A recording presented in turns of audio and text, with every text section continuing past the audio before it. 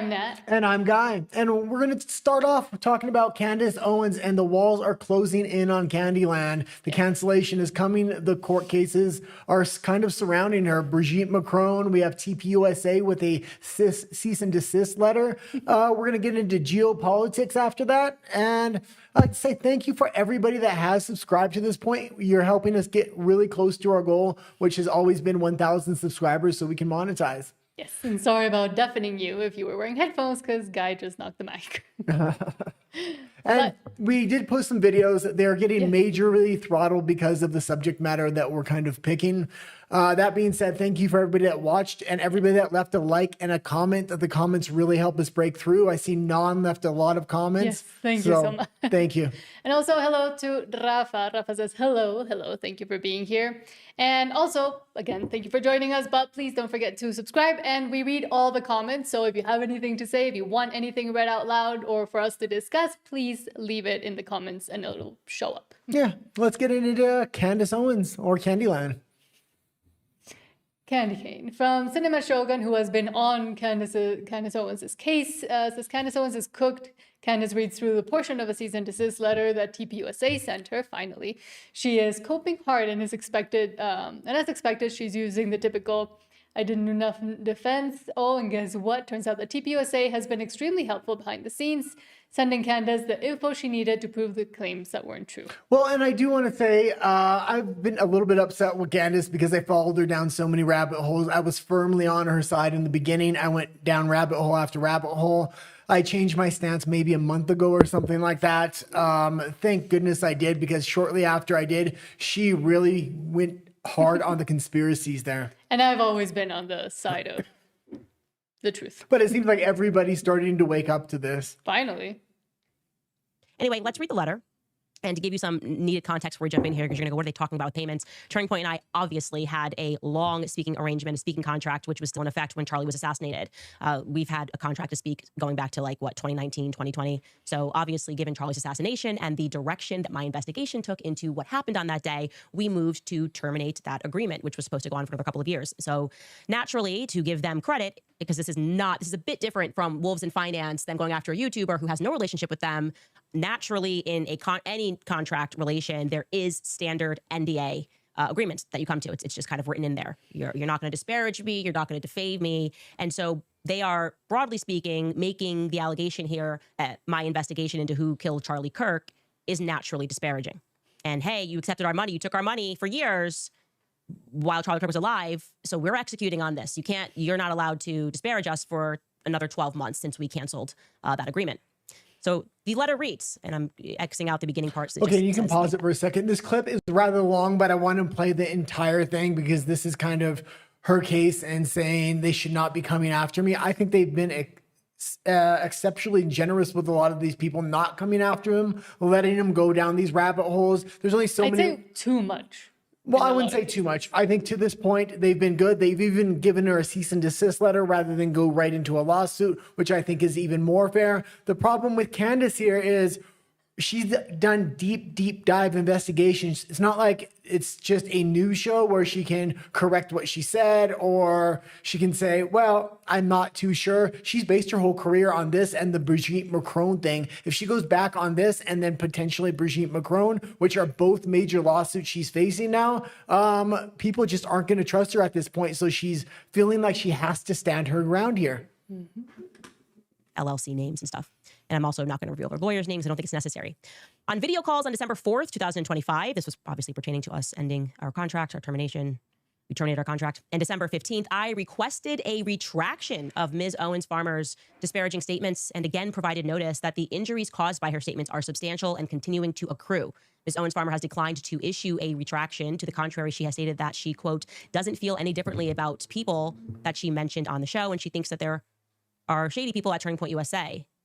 Yeah, so I guess I didn't know this, but I was supposed to, according to them, when we had that meaningful discussion, which I was appreciative that we had this open book discussion. I sat down with Erica and Justin Strife, but that I was supposed to come out and say they're amazing and nobody and everybody didn't do nothing. Like, that's it. Like, they're wonderful people. Like, why would I change my mind because we had a discussion? I came out and I told the truth and things that were answered, and actually what ended up happening was you conceded points to me. Anyways, it goes on. As a consequence, her You can statements are stop it for a continuing. quick second. And I don't think it was for Candace to necessarily talk good about him. TPUSA wanted information and they were wanting to give Candace information too. And they thought maybe you can continue.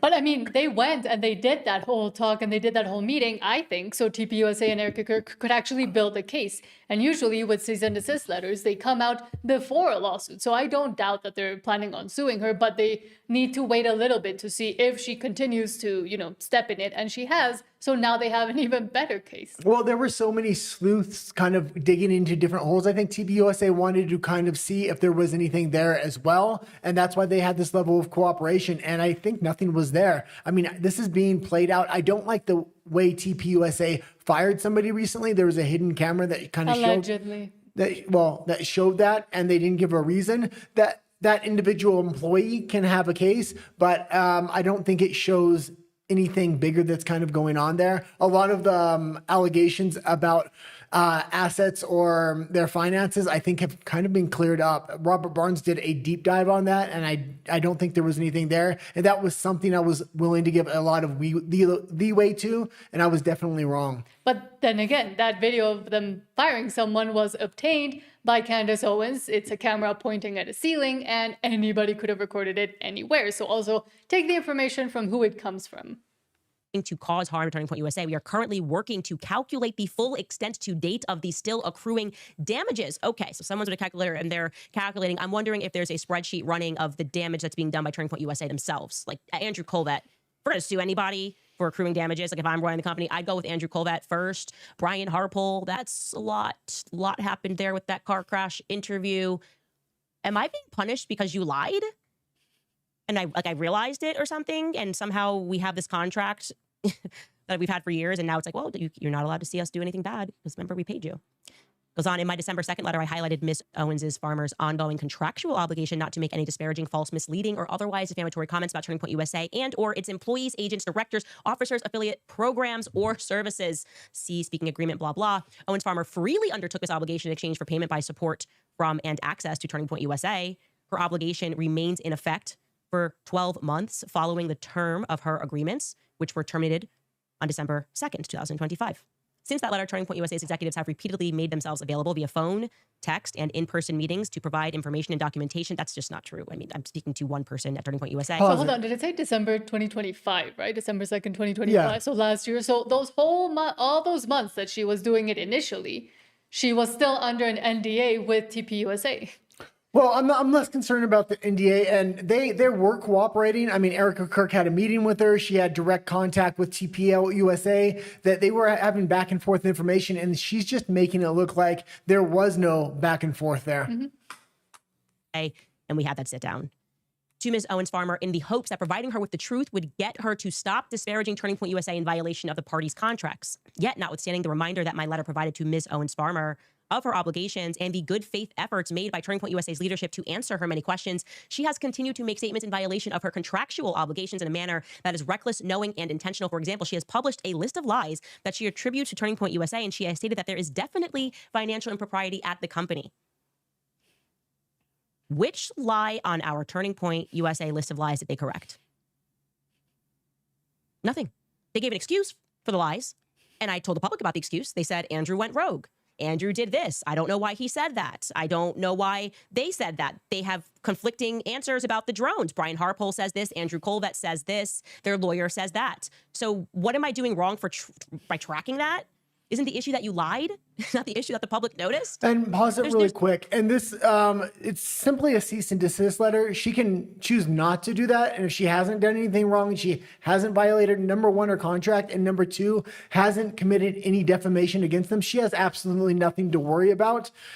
She is protected by free speech laws. So it will be interesting if they do go forward with a case here. She already has one major case, and that's kind of why I titled this video Candyland Canceled, because she has this huge Brigitte Macron case coming up that I'm actually on Candace's side with this. So it's not like I'm completely against Candace. I believe a lot of the things in there, but it's going to be nice to see that thing go to court and see discovery and see if she is actually right. And I was right in believing in her, but she could possibly have this other case. Having two major defamation cases like this, especially when a defamation case recently came down against Alex Jones for over $1 billion. I think he was innocent of that, but still, that being said, she's really playing with fire here. I would like to see her take them both to court if she thinks she's innocent. There's not a single thing that they cleared up that I then said, oh, okay, I just completely had that wrong on our list of lies. They conceded. Erica came out and said, Charlie, I had his phone. He never said the night before that he was afraid he was going to die. She said that on Glenn Beck. They then get in front of me. They say, okay, yeah, no, he did. I didn't know because it was in a special, app. Yeah, he also messaged Dan Flood. I didn't know because we're not talking to Dan Flood. Okay, what am I missing here? This next sentence sends me. She has claimed to know that there are people at Turning Point USA who are not good people and has suggested that Turning Point USA and TV USA Faith have been infiltrated by military operatives. Yes, I do know there are people at Turning Point USA who are not good people. I stand by that. It's the truth. I specifically said Tyler Boyer was a sexual deviant. I stand by that. It's the truth.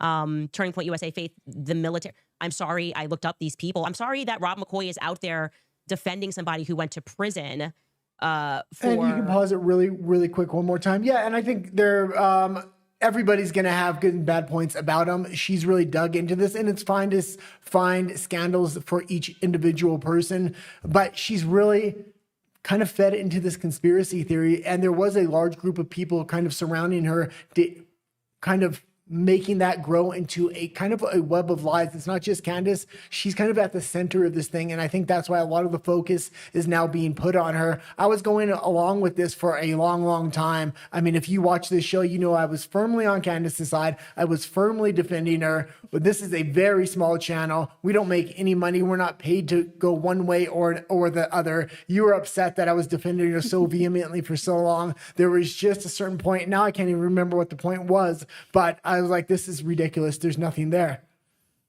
She continues to conflate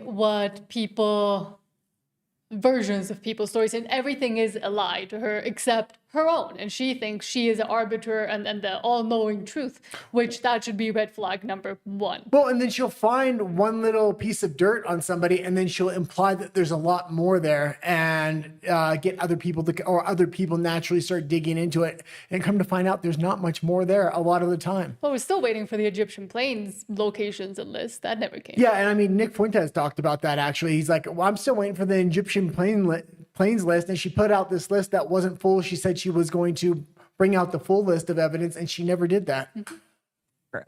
Molesting kids. The issue is I noticed, again, where is the lie that I have told? Let's see if we're going to get to it. Moreover, it continues. She has accused a Turning Point USA employee of being intentionally evasive in an effort to clear Erica Kirk's name, specifically as to whether Ms. Kirk was at Fort Huachuca in or around an alleged secret meeting that Ms. Owens Farmer has linked to Charlie Kirk's assassination. Now, I told the truth. I said that I requested this multiple times over weeks, and each time I was given an excuse. That's just the truth. I was told she was really busy, and then she popped up at a game, and I said, hey, can I get something? And they sent me something that wasn't what I asked for. So that's just the truth. And then said that it was on me last week because I had my son's birthday and family in town. That I was going to send you a screen record what I actually wanted. And I said, maybe it's because there's a third party there. It's not clear. But to date, they haven't sent me what I asked for. So I told the truth. In short, Ms. Owens Farmers has not put an end to what she has expressly admitted to be a flood of allegations against people at Turning Point USA, people at Turning Point Action, and people who work for the Charlie Kirk show. Yeah, I'm sorry, Andrew Cole, that sucks.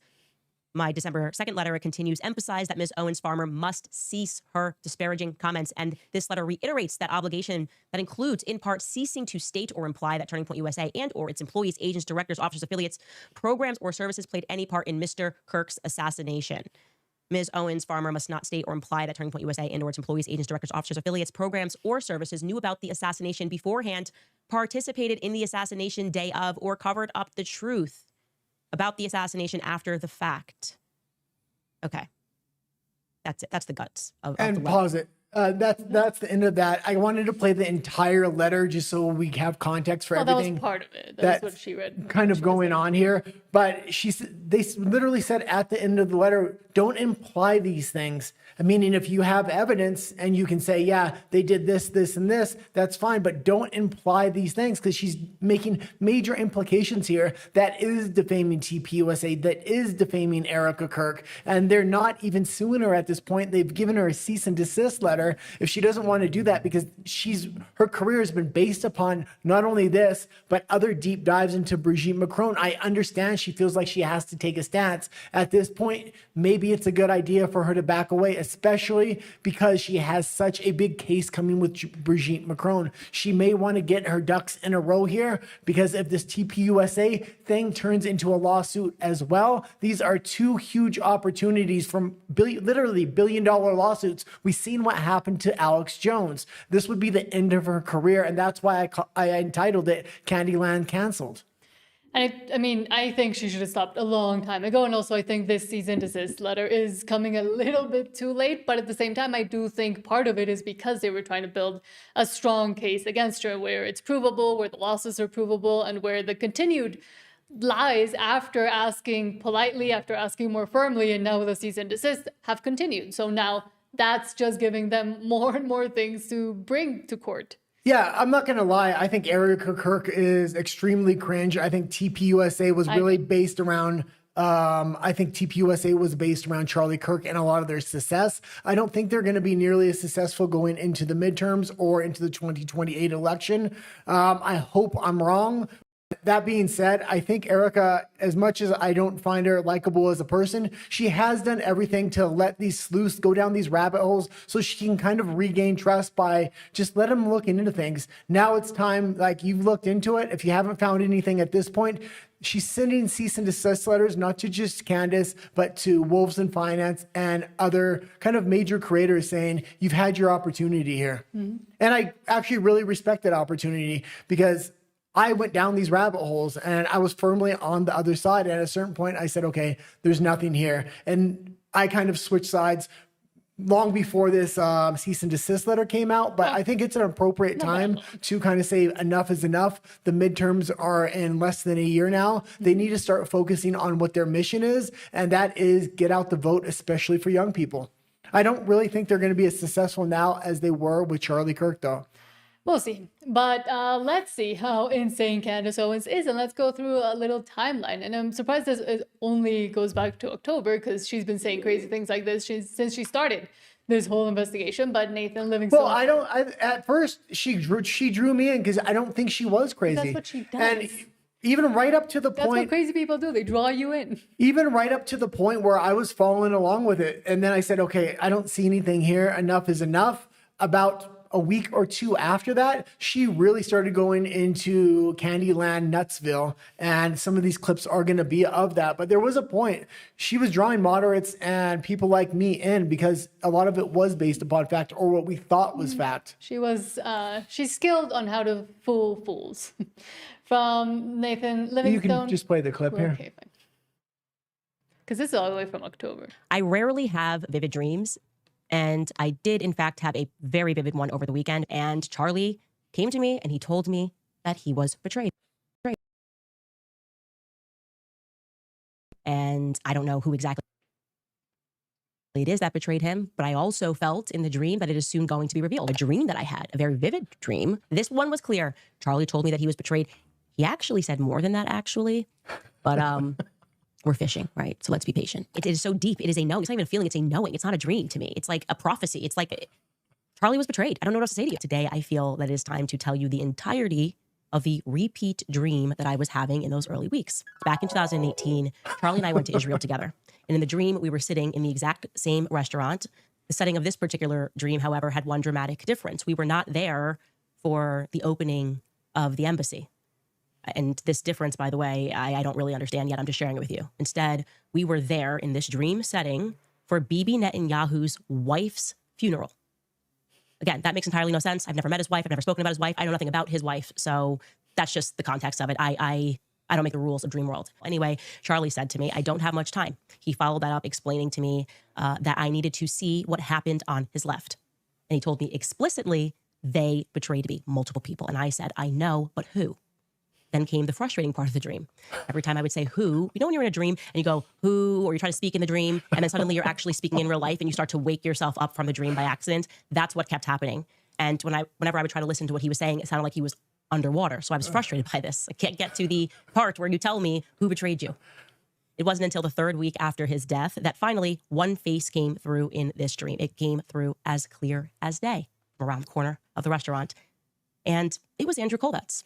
And I felt really weird about having seen him in this dream, but it was so vivid and it was so compelling that I felt that, as weird and as odd as it was, that I had to text him.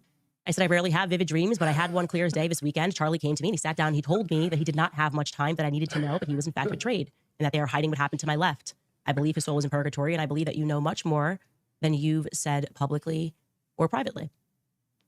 And Andrew Colvet never answered. Last time Andrew Colvet and I spoke. And Charlie came to me and he told me. That's the clip. But I That's do a know. great clip. I must say, it was from dream to prophecy to Bibi Netanyahu and his wife were there. And then finally, the conspiracy master, Andrew Colvet. Yeah, and I maybe he could be involved in some things and maybe he's a little shifty. I don't think he's the mastermind of this entire thing that she's really trying to set up here. And it's just absolutely ridiculous the way she thinks I'm supposed to be convinced by her dreams. Well, but I want to vindicate myself a little bit because all the way, recently as mid-December, you were still full on defending her. And she said the dreams things all the way back you can in switch the October. cameras there. Well, I wanted to prove that she said all the crazy things all the way back in October.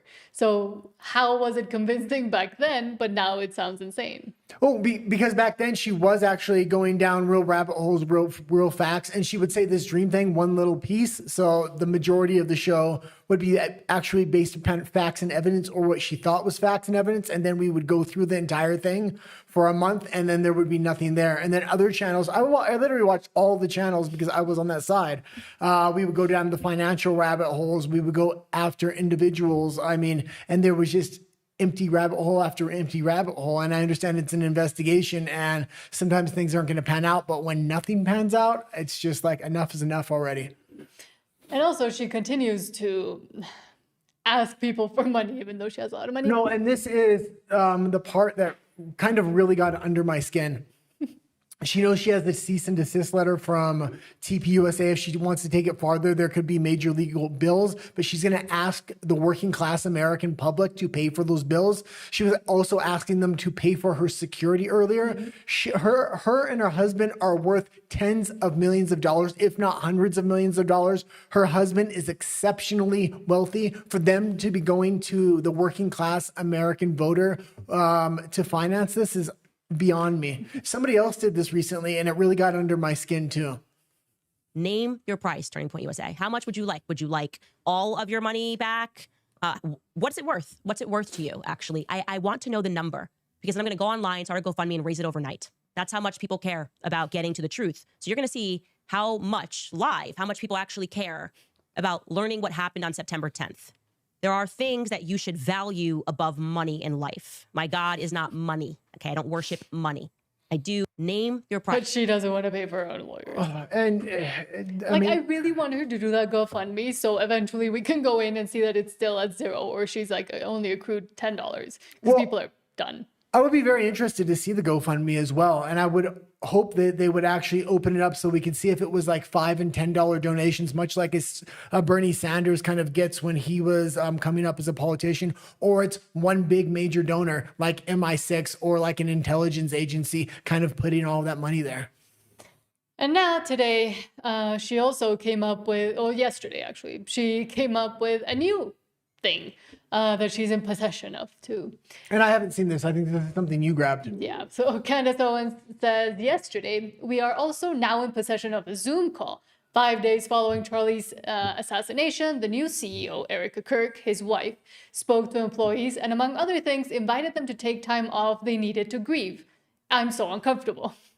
And then their responses are just funny because people are like, why is this a problem? Well, first of all, Charlie Kirk was that organization. This isn't a normal organization or a normal business when the CEO kind of passes away. A lot of the times the CEO doesn't touch each individual that works for the company. In this case, he recruited everybody that probably went there and applied for the job. This is really an ideology, people that have real core values and beliefs that wanted to go work for TPUSA because of who Charlie Kirk was and how he put himself in the public eye. Then Adam asks, why is this a problem? So Candace responds, the employees were shocked because they thought that maybe Erica Kirk would need to take time off to grieve, but she didn't. She was in the office working with Stacey Sheridan.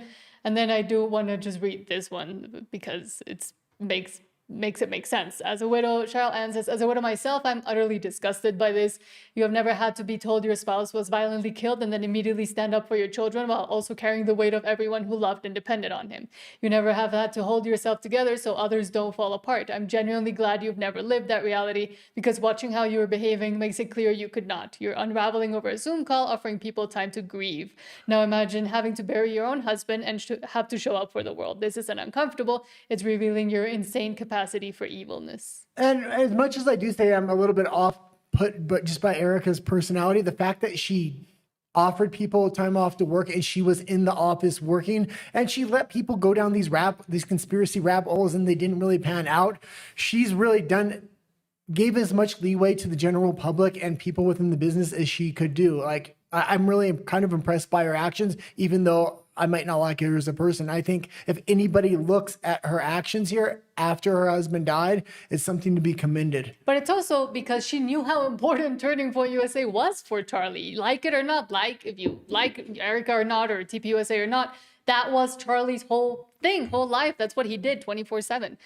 And then somebody replied to Candace as well from Bo saying, I was on this call. I can confirm nothing happened. It was a very sad call in which she was trying to comfort employees and offer resources. This is truly sad, Candace. I tried to give you grace. I was giving you the benefit that you were grieving in your own way, but now it's too clear. If you are toying with viewers and this is what it's about, you're just grifting.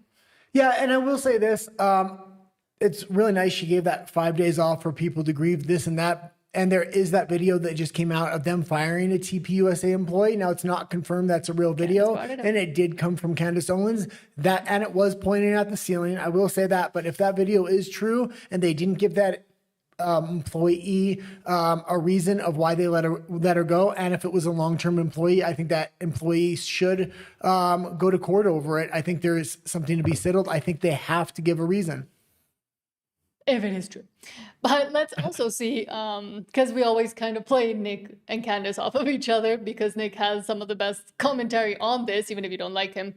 Etherwave says, quote, Nick gleefully describes how the world of legal trouble Candace Owens finds herself in after violating TPUSA's NDA. Well, and Nick has always been kind of important in this because it really did look like Tucker and Candace Owens were trying to lure him in and set him up for something, and he did not bite even just a little bit. He took the opposite stance, and it's worked out very well for him.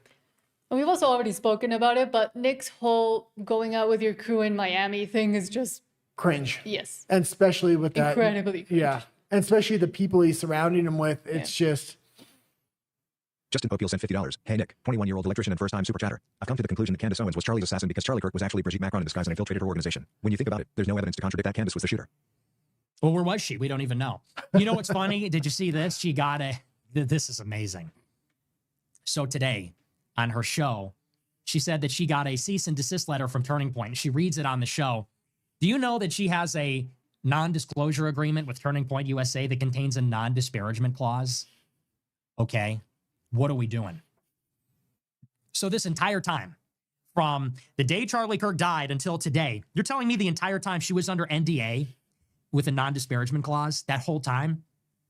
So she's going live every day for the past 4 or 5 months, getting 3 million views per show, saying Turning Point killed Charlie, Turning Point's filled with rapists, Turning Point stealing money, this, that, and the other. You're telling me the whole time she had a non-disparagement agreement? She's fucked. And in the cease and desist letter, it says, we reached out to her on December 2nd and December 14th, and we reminded her that she has a non-disparagement agreement, and she acknowledged it, and she kept saying it anyway. What are you doing? And in the letter, it says, we are still calculating the damages, which are significant and still accruing. That's what the letter says. So it looks like she's in for a world of trouble as far as legal liability is concerned. She had a non-disparagement agreement. Can you imagine? And for months, every night. They killed him. They knew, they lied, they stole money, they're molesting people, this, that, and the other. You're under an NDA. She goes on the show. She's like, so I have a contract with Turning Point for when I did speaking gigs with them. And, I have an NDA with them. It was terminated on December 2nd, but the NDA covers them for another 12 months. So she's like, everything she has said. Okay, you can leave it there. Is in violation of this agreement. Okay, yeah, and I will kind of say, when everything kind of started falling apart and a lot of these rabbit holes were empty, but she wanted to keep stringing the audience along, I think she really went for an emotional trigger by calling people PDF files without any real evidence, but she implied it majorly about the entire TPUSA kind of network, and it was a little bit too far, but she needed to tie an emotional string to the audience to say these are bad people. And I think that's when she really went one step too far. Well, but given this non-disparagement agreement, she went too far just in the fact that she started talking negatively about them. So again, I think they were just building more and more of a case, especially once again, given the NDA and the clause that's within it. Well, and it's not crazy for them to want a non-disparaging agreement, especially with Candace Owens, the way she's interacted with former employers like the Daily Wire. She knows what it means to have a non-disclosure agreement, because when the Daily Wire fired her or let her go, she watched what she said. But when it was TPUSA, it was game on. Maybe you were a little bit more on the money when you said maybe she had something for Charlie Kirk and she was jealous of Erica Kirk there. Because now you would have to think she's either insane, off or on some sort of meds, or working for like an intelligence agency that's telling her, keep going, we'll defend you. But there's no, now that this has come out as well, there's no other reasoning for it. It's that insane. Yeah, it's getting pretty crazy. I mean, if something ends up being there, it's going to be like hitting a home run in the 9th inning when you were down by a lot, because at this point, she's uncovered almost nothing. I mean, Erica Kirk was at Fort Huachuca. Well, hell, she was filming a movie there. Okay. That was a long time ago. Yeah. Nat's always right. Just remember that. Well, it's not Nat's always right. It's NAR, Nick's always right. No. It's the same initial. Yeah, but even I was saying and going against it even before Nick started talking about it, and he was one of the first. Yeah. This was all the way back in October when I was saying this is insane. Well, at this point, if she hasn't found anything, she still has an open line of communication with TPUSA, and they don't want to turn the general public against them, especially with the midterms coming up. This is a real opportunity for Candace to kind of reach out and maybe not even go back on everything, but if she just is willing to not disparage them anymore, I'm sure they're willing to not take this further in a legal manner. But if she's trying to fight the Brigitte Macron case, which I like her chances on that, if there is evidence there, and the TPUSA thing, this is not going to end good for her. I just don't think there's no going back now. And I think TPUSA is now finally sharpening the knives and saying... Well, they kind of have to, because I think they realize she can't go back. She staked her entire career with these in-depth, every single day, and there's that's an why investigation. That's why they let Like, her I make mistakes on this show all the time, and I'll come back the next day and I'll say, we were wrong. It was... You were wrong. I was wrong. Sorry. Nat's never wrong. Yeah, I'm always wrong. I will read the comments for this section of Candace, because otherwise they won't make any sense afterwards. But Rafa says, the channel's profile picture is lovely. Thank you. You didn't like it. He didn't see it. It's because I changed it. No. I got you to take out... You still didn't like it. Okay. But it's better to have humans there than just a logo, because people might think they don't know what it is. Yeah, there's too many AI channels, and I'm noticing I watch a lot of YouTube for news and X, and when I click on a lot of YouTube videos now, it's like a nice thumbnail, and it ends up being AI every time, and then I have to click out. I'm wasting a lot of my day just clicking into videos that are AI, so I want to make sure the audience knows we're human, whether it's us on the cover of the thumbnail or us on the channel logo. So YouTube, get on that. Hello, Nan says, hey, greeting everyone. I'm a little late. Oh, that's fine. We were a bit late because I was trying to gather all the stories.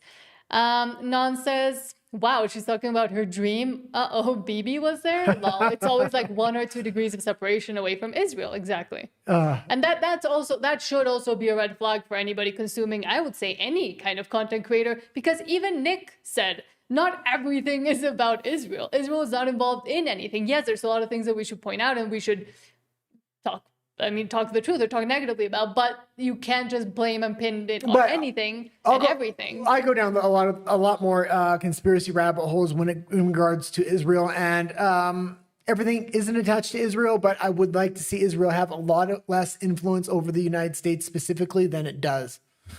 And that's fine, but saying, oh, Israel did this, Israel did that, they're all involved. It's a whole big... Yeah, everything, it gets a little ridiculous. Yeah, but I'm fine to look down those rabbit holes, and sometimes they do attach. But again, and 5149 is a good example of this. So he really goes down those rabbit holes hard every time. Sometimes they pan out, and sometimes they don't. But he's willing to, I'm guessing, the people who are willing to go down those rabbit holes but are honest are willing to reveal when it doesn't go anywhere. He's Candace, and just assuming, making people in the audience assume what they want you to assume, that's dishonest. He's a really good channel for that because he faced at least a certain level of cancellation for going after that country specifically. So he's really detailed when he makes accusations or when he says something about them, because he's really sensitive that he could get another level of cancellation. So if I am going to watch somebody that's going to go down rabbit holes about Israel, 5149 is a good station. Sure. Channel. Non says, I think there's 5 distinct ideologies on the right. I'm very interested to see how it will pan out. I still like Valhalla VFT, a couple of other people as well. No need to plug them here. Yeah, and I would say I was watching today. We plug people all the time. I was watching today some analysis from a channel called, oh God, I wrote it down here. I don't know what it is, so I can't help you here. The Revolutionary Communist Party of Canada. And I don't agree with their final analysis on anything, and we have fundamental differences. But when they were doing analysis of Canadian politics, wow, they were bang on, and they were realists, even though they were communists and Marxists. They were very realist, and they had an in-depth knowledge of politics. And although I didn't agree with the final conclusions or a lot of their base ideology, it was very entertaining to watch. And I would say very similar to Nick Fuentes. I think his analysis of politics is right bang on, and he's very much a realist. That being said, I think a lot of his long-term goals aren't there, especially when it comes to Christian nationalism attached to Catholicism.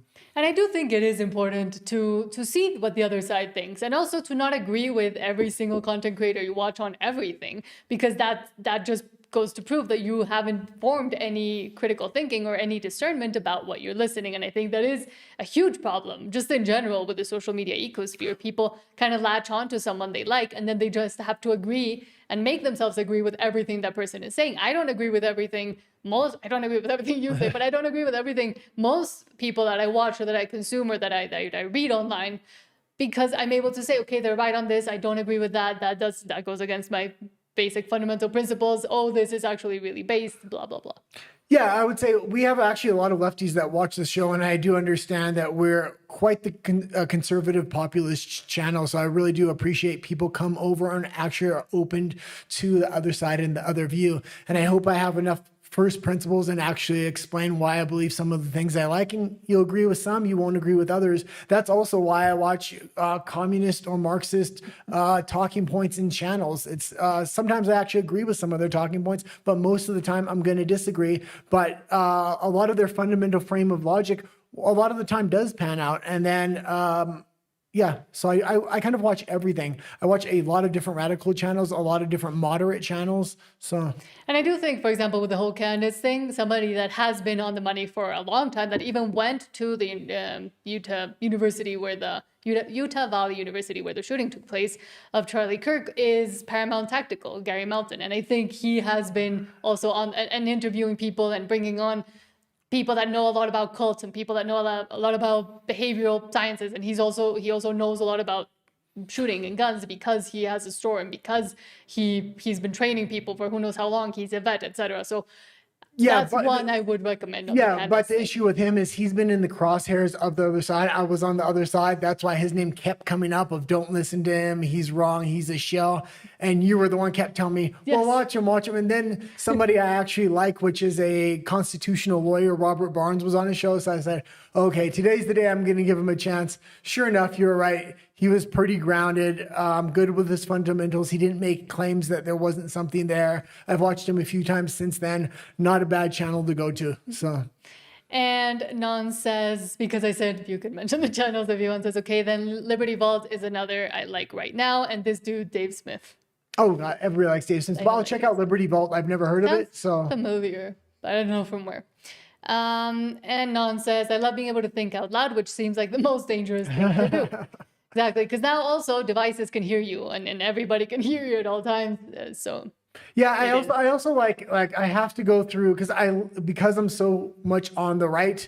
I like to watch a lot of leftist content, but it's hard to find good leftist content. I have a few creators I can go to now, but it took me a long time to find those because the left just is just so ideologically captured. They'll kind of fly whichever way the wind's kind of blowing there. At least a lot of the commentators will. And if Trump takes a stance, they automatically have to take the opposite stance. And it's somewhat annoying, but there are a few good ones. It just took me a really long time to find it. And Trent Briggs says, poor Candace. I'll do a Peter Pan and say, poor Candace, poor everybody else. Literally. Poor me for following her for so long. And good on me for trying to get you out of that hole. Eventually I did. Thank you. But let's go, because I actually didn't play the thing. So let's go to personality politics, talking about mostly Gavin Newsom. Angry. I've had enough of these people. And Gavin Newsom as the good pre-presidential candidate for the Democrats that he has been trying to be. Yeah. Ended up following Trump like he always does to Davos. Well, yeah, I've made this personality politics kind of about Newsom. It's very obvious he's going to be the candidate in 2028. There's nobody else on the Democratic side that just has the wherewithal that can sit down for a 3-hour interview with somebody of an opposite ideology and actually hold their own. He's corrupt as corrupt gets. He's mismanaged the state of California to an extreme amount. Hopefully they start exposing that well before the 2028 midterms. But it's time that we start kind of focusing on Gavin Newsom and some of his transgressions. We just released a whole video about him in California today from open source intel. Quote Gavin Newsom, I was going to speak last night. They made sure it was canceled. That's something that happens. That's what's happening in the United States of America. Well, yeah, and I used to live in California for when I was growing up. I grew up in Canada and California, and man, I've always paid attention to Newsom. I know a lot about him. I pray to God he's not the candidate in 2028 because he is going to sell out the United States to China in a heartbeat. Like Canada. And what's happening across my country and what happened here in Davos. I was going to speak last night. It was a well-established event at the U.S.A. House. Simple conversation, discussion. After Trump's speech, they made sure that I didn't. They made sure it was canceled. And that's what's happening in the United States of America. Freedom of expression, freedom of assembly, freedom of speech. It's America in reverse. They're censoring historical facts. They're rewriting history. They're censoring books, 4,340 books in libraries and in schools banned in the United States of America. You're watching institutions. Any institution of independent thinking is under assault and attack by the Trump administration. You're seeing what's playing out in the streets of American cities, what played out in California, the second largest city in the United States of America. 4,000 National Guard were federalized. 700 active duty Marines were not sent overseas. They were sent to my largest city in the state of California. Masked men. Guy Greg Bovino, dressed up. It's as if he literally went on eBay and purchased SS garb. Greg Bovino. And pause it secret for a quick police. second. Now we're going to play the rest of the clip, but he started the clip by saying they canceled my event and it had to be Trump. Well, you're on stage at the World Economic Forum here. How canceled are you, Mr. Cancellation? But they love to be victims. Well, and then he wants to reframe everything. They're canceling books. You had some crazy books in school about transgender ideology that were over-sexualized for kids, and they got rid of those. And Well, the only way their ideology works is by lying. And speaking of the great Robert Barnes, this is exactly confession through projection. He's saying they're doing all this to us. Oh, what have they done? What did they do for the past, 4.5 years? And before that, for the longest time as well, through institutions, through individual states, and through the governorships of those that continue to be allied to the globalist elites. Yeah, but for moderates that don't really know, I know. He frames it very well. He frames it passionately, emotionally. He's well spoken. If he does come up against somebody from the right, we've seen on his podcast time after time, he can either hold his own or he runs circles around him. He is the most dangerous candidate for 2028 by far. And AOC or anybody else that kind of gets in the ring is going to get trampled. Gavin Newsom is the person they should start paying attention to now. But it should be easy for the right because it's all lies, lies, lies, provable, disprovable lies as well. No, the easiest. Yes. It's not the easiest, especially when he does framing with the statistics that he wants to do. If they want to go against Gavin Newsom, they're going to have to take him on well before 2028. They're going to have to start coming after California and rooting out the fraud, and they're going to need to root it out in a very public way. He's in office. I just looked it up before we went on the show until January 2027. So he's going to go right into campaigning for presidency after that. But because he's in office right now, any corruption that gets rooted out, anything that gets rooted out in that state is going to fall on his head. Now's the time to go after him. Don't wait until it's campaign time for 2028. Private army, masked men, people disappearing, quite literally, no due process, windows being smashed, seatbelts on, being, literally just sort of cut off, people dragged in the streets, kids separated from families, knocking on doors, racially profiling American citizens. So is it surprising the Trump administration didn't like my commentary and wanted to make sure that I was not allowed to speak? No, it's consistent with this administration and their authoritarian tendencies. Forgive me, these are objective facts.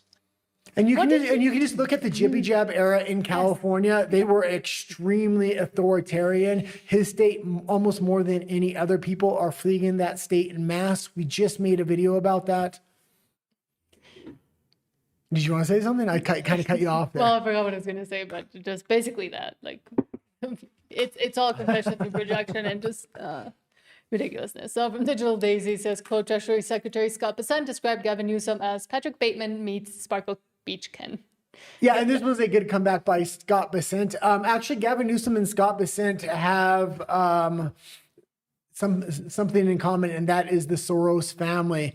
George Soros' son is a big backer of Gavin Newsom and financially backs him. And Scott Bessent, that works for Trump, used to work for George Soros himself. That Governor Newsom, who strikes me as Patrick Bateman meets Sparkle Beach Ken, may be the only Californian who knows less about economics than Kamala Harris. He's here this week with his billionaire sugar daddy, Alex Soros, and Davos is a perfect place for a man who, when everyone else was on lockdown, when he was having people arrested for going to church, he was having $1,000 a night meals at the French Laundry, and I'm sure the California people won't forget that. And I can tell my message to Governor Newsom is the Trump administration is coming to California. We are going to crack down on waste, fraud, and abuse. And I was told he was asked to give a speech on his signature policies, but he's not speaking. Because what have his economic policies brought?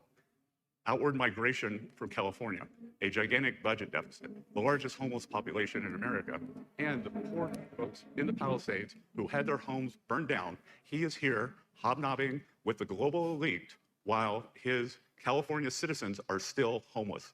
Shame on him. He is too smug, too self-absorbed, and too economically illiterate to know anything. And there was another part of that, and you must have grabbed another clip. There's a part, Gavin Newsom has been bringing up knee pads over and over and over and said the elites at Davos need knee pads because they can't stand up to Trump. Scott Bessent there, and a different part of that speech was like, oh, maybe Gavin Newsom needs the knee pads for George Soros' son, who's his biggest donor.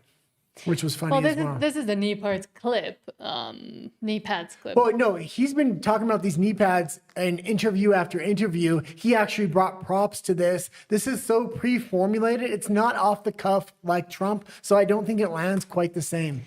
Gunther Eagleman says, quote, Gavin Newsom just brought Trump's signature knee pads to Davos so world leaders can, I can't even say it. Suck up to Trump. YouTube doesn't like it when you say that word. What, The suck? new Trump signature series knee pads. Yeah, and they are available online. I told you the last one sold out. And I just want to sort of a serious moment. It actually, we laughed. Anyway, these are available and in bulk too. But I want to read you a couple of things the U.S. government has said about you in the last 20 years. And they're the new Trump. Okay, and it kind of comes off like his comedy comes off like Carrot Top. I am just pulling stuff out. Not that Carrot Top's the worst comedian, but it's just him pulling props out of a trunk. And it's just, it's kind of contrived. Trump just goes off the cuff and he doesn't even mean to be funny half the time. And the shit's hilarious. But you can even see that he's kind of realizing, or they're kind of realizing what a good tactic would be, which is now to also meme more or be more involved in the youth culture or making people laugh. But it just doesn't land because they're not a funny group. Yeah, but that's what he's using his social media for. He's trying to use a lot of comedy, but it's kind of written behind the scenes. Maybe he has script writers, maybe it's a little bit by himself, but Ben Shapiro was talking about this as well. And his actual view is different than what he puts on his social media. What he puts on his social media is a very hardline view where he tries to use comedy against Trump. And it might be a good tactic, but it just doesn't seem authentic. Let's also see Gavin Newsom's California. I put some of these memes up about Newsom, and it's important that we understand the meme characters that are going to be kind of competing against each other. JD Vance is the fat JD Vance meme with the crazy hair. Marco Rubio has the best of the memes right now. He's kind of glorified through his memes, but if he gets the candidacy in 2028, those aren't going to be the memes that kind of go through. The left's going to come up with a lot of memes for Marco Rubio. JD Vance already has bad memes about him, and he's able to kind of take that and have people underestimate him. Gavin Newsom, on the other hand, let's go through some of these memes here.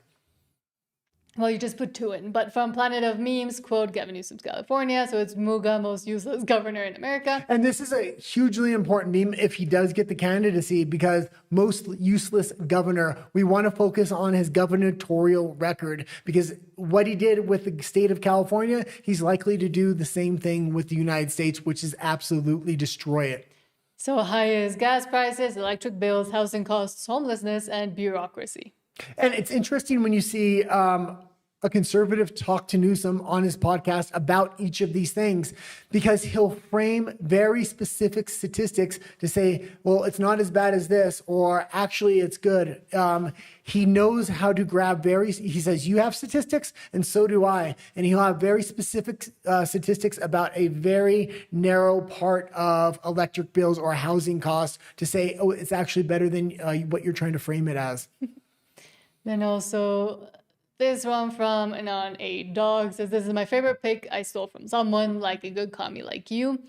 It's number one in homelessness, so California and Gavin Newsom, number one in homelessness, number one in poverty, in addiction, in gas prices, in income tax and gas tax, in the budget deficit, in retail theft, in citizen exodus, in COVID mandates, COVID school closures, COVID business closures, in illegal immigration, in funding illegal immigration, misspelled there, in illiteracy, in wage stagnation, in frivolous lawsuits, in worker restrictions, and number one in anti-business regulations. Yeah, and all of this is absolutely true. The way he's able to reframe it like a magician, I mean, he likes to wave his hands in all of his interviews as well. I think he really takes himself as a magician. And here is, you actually just placed it later on. Okay. From Chief Nerd, quote, Scott Bessent just wrecked Gavin Newsom. People like Gavin Newsom. Cardi is actually one of the few people that Newsom has praised. He said he brought knee pads for some of the other European leaders that he thinks have been too accommodating to the president. I think Gavin Newsom may be cracking up with some of these things he's saying. I think he may be an overhairdo. And being on the national stage is very different than being governor of California with no signature achievements. But to say strange things like President Trump is a Tyrannosaurus Rex. What the hell does that mean? I could say Gavin Newsom is a brontosaurus with a brain the size of a walnut. And if you brought the knee pads, maybe that was for his meeting with Alex Soros. I don't know. People like Gavin Newsom. Cardi's actually... he usually doesn't have he's not a witty jokester. So you put JD Vance up there, I think it's going to be a completely different framework. It's actually going to be very interesting if it is Vance and Newsom, because they're very good debaters. They're very good in long format. If they have a long format debate, it would be very interesting. It's going to be interesting to see them parallel maybe on the Joe Rogan show. I know Gavin Newsom wants to do the Joe Rogan show. So, man, it will be a fight to the finish if it is those two. But maybe we shouldn't be as worried or scared that we're completely cooked, because the ultimate Nepo baby, Alex Soros, had his turn speaking at the WEF. And honestly, it's not as terrifying, for example, as when his father spoke. And clearly, he has very little going on up there. This is George Soros' son. Yeah. This is who's taking over for George Soros. And it's embarrassing. Gavin Newsom's major financee is George Soros. He will finance Gavin Newsom's entire campaign if he has to. But you know, I don't think that that's the fundamental. I don't think technology is the fundamental issue in democracy. Democracy is messy. I mean, you know, democracy is about contestation of ideas. It's about plurality. It's about people having different truths. Actually, now, Democracy is about having different truths. Just let that sink in. fundamentally, how society lives together civically in those contestations is obviously quite tricky. But I think that if we play too much on this disinformation card, we're taking responsibility away from ourselves to actually create a narrative that inspires people to vote and to believe in democracy and democratic institutions. And on the institutional part, I think that we can talk about institutions as these abstract things, but institutions are also about people. And we just heard this point about untrustworthy people, and we talked about things in the United States like checks and balances, which aren't written anywhere but are customs. And one man, Donald Trump, literally came in and just took that all away. But when I see this, when I look at this, more globally regarding democracy, I also say to myself, when was this great time that everybody got along so well and things were going so great? I mean, I think you can leave it there. And I mean, he said almost nothing. And the too few things he said is there is no truth in democracy, essentially. And number two was that they're going to create a narrative to get people to go vote for them, obviously. But it is, maybe let's take a breath and not be as scared, I guess, of people like him if that's all he can really give. Hopefully he trains Gavin Newsom to do the same on stage with all his millions and millions of dollars that is going to probably flow into Newsom's campaign soon. And we'll see it flowing soon into Newsom's campaign. Well, he's used to talking to people that at the World Economic Forum that are ideologically aligned. He might want to take a page out of his father's book, rule things from behind the scenes, because he's not good on stage. A lot of the things he's saying, people are going to directly disagree with vehemently. It's almost like you're taking the mask off with. Well, he almost said nothing. That's the thing, too. Well, there's few things he did say. It was like, what is democracy, this and that. And it's just like. No, there is no truth in democracy. Every time his dad would speak publicly as well, which was fairly rarely, but over the years it kind of added up. He really took the mask off, and it was very clippable moments for the right. Mm-hmm. Yeah. And if we have any comments, we got one more. Yeah, we have one more.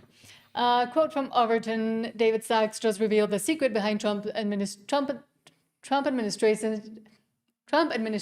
lightning fast action. I'm just like Soros. He explained that it's not magic; it's a compounding effect. Okay, I think we can just play the clip here. And I'd like to give some context. Yeah, I do too, but not when it's a full book there. I wasn't going to read it all. What's been your secret? How is it that you've been able to go so fast in the first year? I mean, honestly, as President Trump, he has a tremendous bias for action. I mean, I think you saw it during his speech. This is a tremendously consequential American president. He has a tremendous sense of agency. He wants to get things done. And, I've been in meetings in the Oval Office where you'll describe a problem to him. His first instinct is to pick up the phone. It's like, get so-and-so on the phone. And that could be a senator, or it could be a business leader, or, it could be anybody. And his first instinct is just get him on the phone. Let's work this out right now. Any other president would not be like that. You might get a favorable audience, and then the president would say, well, go see this staff person. And then basically nothing would happen. This president wants to get things done as quickly as possible in that meeting, even if he can. And he works incredibly hard. I mean, just constantly working. And so when you compound that effect of just meeting after meeting, day after day, of that problem-solving mindset and wanting to get things done, it really adds up. And I think you can now see the results 1 year later. You see the results in the American economy. It's really pretty incredible. If anyone had said that these would be our numbers after 1 year, I'm not sure anyone would have believed it. But and China, the U.S. is outperforming China for the first time in decades. I'm surprised Trump made that happen within the year. I think within the next year, it's going to trickle down to Main Street and the American public will kind of feel it. I think he's going to go into now about how fast Trump is making nuclear power happen. And I think that is going to be the crucial transition. Drill for oil, take that oil and transition into nuclear. The United States should have transitioned to nuclear a long time ago. In Q4, GDP growth rate 5.4%, despite a government shutdown. That just, that number just kind of blew everyone away. 2.6% core inflation, again, much lower than anybody thought. I think that beat the expectations by 40 basis points. Productivity gains were the highest in years. And then, there's gas prices coming down, unemployment at historic lows. So the numbers have just been phenomenal. And the administration, the president's been able to do this, I think, in a remarkably short amount of time. And I think things are only going to get better this year as his full economic program goes into effect. Okay, maybe there was another part of that speech where he talked about we're literally getting approval for oil plants within 2 weeks and nuclear power plants within 3 weeks. He's letting private industry build these plants so they can so they can have enough energy for AI facilities and things like this, which are crucially important. You do not want to take away the power grid from your population in order to kind of finance AI centers. You want them to build their own power grid, and it's getting done right now, which is a fantastic thing.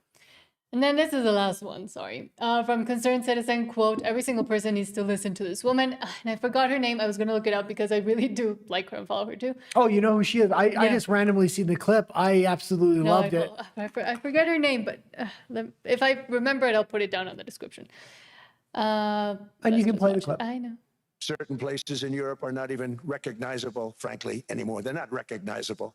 And we can argue about it, but there's no argument. Friends come back from different places. I don't want to insult anybody and say I don't recognize it. And that's not in a positive way. That's in a very negative way. And I love Europe, and I want to see Europe go good, but it's not heading in the right direction. President Trump is 100% correct. I am an American who recently spent 3 years living in Europe, and it is not recognizable anymore. Even in the 3 years that I was there, it changed so much. Did you know that in Brussels, only 10% of children and adolescents aged 0 to 17 are of Belgian origin? That means that 89.44% have some foreign background, with 73% of those having a non-EU background. What part of the world did they come from? Sub-Saharan Africa, many Muslim majority countries. And most students, children, were enrolled in Islamic religion courses. Did you know that British residents are a minority in London? And 10 boroughs have a majority non-white population. Mohammed is the #1 baby name in England. Did you know that Sweden has 65 no-go zones, areas that have been taken over by migrants and are extremely And pause dangerous. it really quick. And I think we'll have a map later in the show. There's over 600 no-go zones in Europe because of immigrant communities that have come in there, taken over, and do not allow police in those neighborhoods.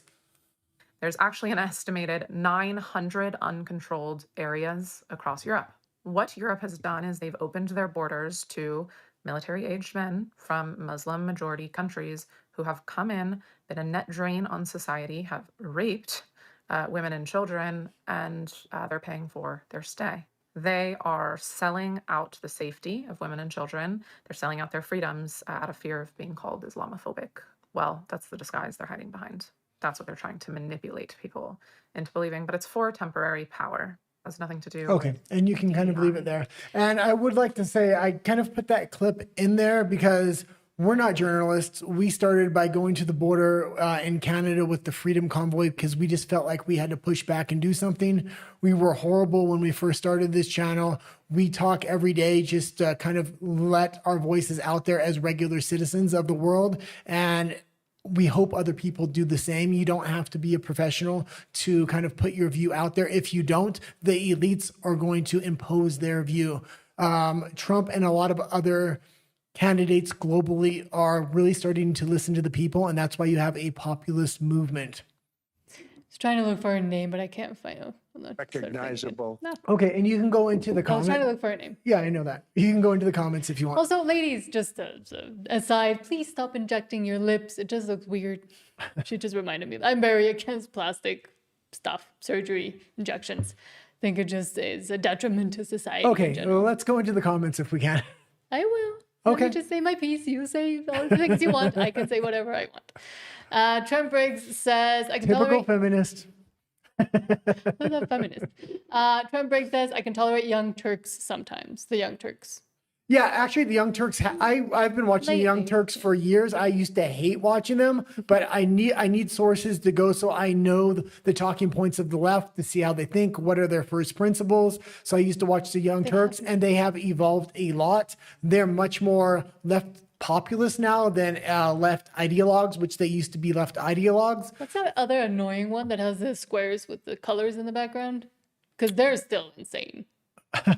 What's that show called? I can't remember. It's a girl and a guy though. Because you I watch them as well. I watch a lot of leftists, more than I want to admit. Yeah. Nan says Max Blumenthal and Aaron Mate are two excellent lefty independent journalists. I used to like them. Recently it's just been the same old thing over and over. It's the Palestine drum, which I'm fine if that's their cause. But it's like every single thing with them now. When they used to diversify their content a lot more, they were much more appealing to me. And it's not that I necessarily even disagree with them on that, but they just gone so far down that rabbit hole that that's their lane. And I think the algorithm maybe pushes them out to that audience. So if they talk about other things, they're not rewarded with views, so they don't talk about other things. I like both of those people a lot more when they used to talk about a lot more geopolitics. Trent Briggs says, all Gavin cares about is himself. Exactly. Yeah, and it's a problem. I mean, he's going to be a real problem. If Trump's done a lot of good work, I know a lot of the things he's done, people don't agree with, but there's so many things that he did and he pushed back against. Where we would have been if we would have had a Kamala Harris presidency is just, it's unthinkable right now. But Trump's had to put all these things by executive order. So if somebody like Newsom gets in there, within 7 days, he can undo all those executive orders with executive orders of his own. The GOP just has not backed Trump up, and they haven't turned this stuff into hard legislation. This is why the midterms are so important. But parties that are in power typically don't win the midterms. And a lot of the right has turned against Trump for one or two issues, even though he's been good on a lot of other issues.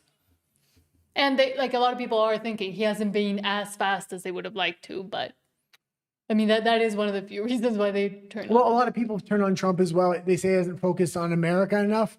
And yeah, I hear that. But he is pushing back, especially if you look at what happened in Davos. Man, he is pushing back on the globalists, which is going to in turn help a lot of internal things in America. A lot of the enemies that were working behind the scenes to unseat America and put China in power are really going in the opposite direction now. I mean, a lot of the speeches that were given on stage at Davos by leftists were just shocking compared to years before. And that's the thing that I kept saying about you have to make it America first, but at the same time you can't just close your eyes as to what is happening elsewhere, because otherwise you compromise your own country too. Yeah, but I mean, I'm a Trump supporter that lives I lived in the States for a long time, but previously I lived in Canada, now I live in Mexico. I'm an international Trump supporter, and as an international Trump supporter, it's not easy to be a Trump supporter in a liberal city like Vancouver, Canada, or even in Mexico. That being said, what he is doing globally for the globe is absolutely amazing. I understand he's not doing quite as much for the United States, but he's still doing a lot, especially if he can get the GOP to kind of back some of his plays by getting rid of property taxes and things like this. Nan says, he looks like a plastic action figure, Newsom. Someone found some vintage Hugo Boss. And if you know Hugo Boss's beginnings and what they were involved in, that's even funnier. Well, there was a good meme, and I couldn't find it because I clicked off of it. It was Gavin Newsom, and he was orange, so he looked like Trump. And I think he is really the leftist version of Trump. Now, it's not an authentic version, but it is that left version of Trump. Credit. I think for the left, you have to realize it's a different ideology, but I think he represents a lot of the same things for the left anyway.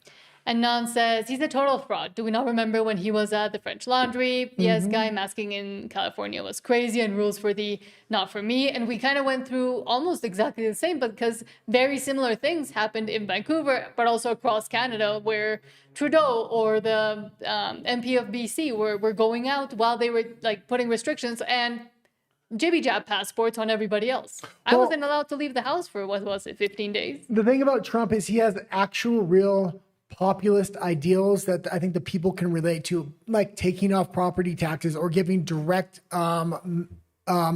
medical accounts to the people rather than the insurance companies. I mean, I can go through a laundry list of the stuff as we do, but it's populist ideals that connect directly to the citizens, where Gavin Newsom's idea of a populist ideal is Trump's a fascist, Trump's this, the Republican Party's this. It's not populist ideals that really affect the normal individual. It's really just attacks on his oppositions that he thinks will portray in a populist way to his base. And Tracy Bennett says that Candace went out of the contract before September 10th. That's something to think about. And that's interesting. That's actually a really good point as well. What was the comment? Did Candace went out of the contract before September 10th? Charlie Kirk was killed September 11th. September 11th or September 10th? September 10th. Because she said September 10th. September 10th. Yeah. Tracy Bennett also says Alex Soros and Governor Shapiro spent a lot of time together before July 13th, 2024. Yeah, and you're going to see if Gavin Newsom actually wins, it's going to be a real stake in the heart of populism, because George Soros is passing everything to his son now. And if his son can fund Newsom and really implant a presidential candidate there, I can only imagine the way they're going to make the money flow to the NGOs and everything else. Trump's really going after not only George Soros, but Alex Soros. So a lot of that money has been cut off. A lot of those NGOs just can't spread their tentacles globally or within the United States like they used to. And I think that's why Alex Soros is going to pump so much money into Newsom. He is their only hope. And MUA says, or moi, I didn't know Charlie, but I also had a dream just after he was shot where he said to me that Erica wants to end him. Exactly. That's what she sounds like, essentially. And I think Tracy Bennett is again on the money, saying that wasn't Charlie in your dream, I'm guessing. That was a demon. Exactly. Yeah. Yes. Exactly. And she follows them, so that tells you a lot. And it's not like I've been ragging on Candace the whole time. I was on her side most of the time. Yeah, So coming from me, and I see a lot of other people like me that went down these rabbit holes with Candace, and now like, what the hell happened? And somebody else is Ian Carroll. I was watching him call people like me retards today because I no longer believe. That I'm eating. That's a cult. That I'm eating the Fed slop, and he's not That's a making cult. any coherent points anymore, because I think they're out of coherent points. That's a cult. Tracy Bennett also says Candace deleted Charlie's photos and unfollowed him on social media. Was the photos the only thing Candace deleted? Exactly, that too. And the messages. She's only showing messages from before 2018. So Tracy Bennett also says they had U3N. I don't know. I don't know internet. Okay. You can just keep Masking of going. words. So Tracy Bennett says they had open border policies. California, I'm guessing, yes. Also all of Europe. Well, yeah, and So then it applies to either side. Either way. Gavin Newsom's talking point, because we literally just made a video. It's getting repressed. All of our edited videos kind of get repressed, but about people leaving California, it's happening in mass. But if you watch Gavin Newsom talk about that, he's like, oh, no, people are coming to California. Yeah, illegal immigrants are coming to California in mass because it's a sanctuary state, and he's counting those people in his population, especially when he gets in a debate against conservatives. He reformulates how people are actually leaving, counting illegal migrants coming to the state as a thing that's benefiting the state, but they're taking resources and not paying taxes.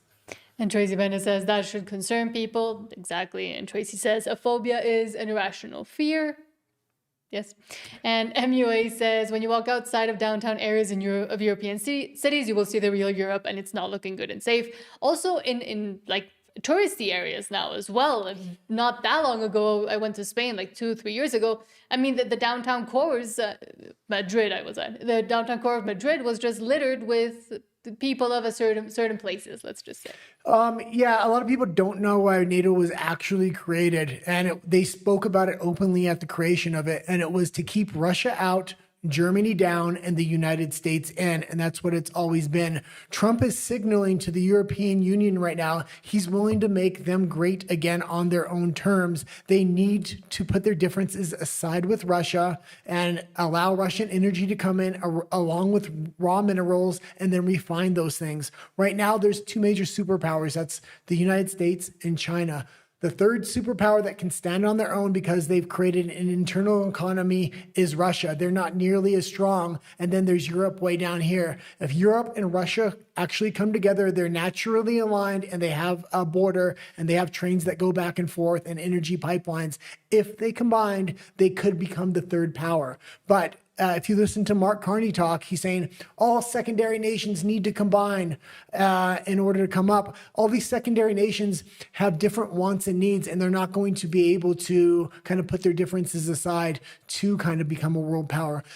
Europe really needs Russia, and they really need to put their differences aside. The United States has put a lot of propaganda to make sure those two sides never come together. And I think Russophobia runs deep in Europe right now. I don't think they'll be able to put their differences aside, and I think you're going to see the fall of Europe because of it. And Tracy Bennett says, an American imam said Israel will conquer America. Well, I mean, again, I think that's what? Like Israel TDS. Well, I think America's done a generally good job, if you look at Europe, of keeping a lot of immigrants out. I know there's been a big fluctuation, but the American people are now behind the administration. They've cut off the border. They're trying to get rid of what they have. They're changing their policies. Europe isn't changing the policies right now. There was also somebody else that came out recently showing how Israel and Muslims are kind of on the same side, especially when it comes to European politics. They want to unite against the right wing. Right now, they have specialty status within Europe. They're a protected group, and you're not allowed to have certain kind of hate speeches against them. Therefore, they have an advantage over other groups within the European Union. We'll say again, hate speech doesn't exist.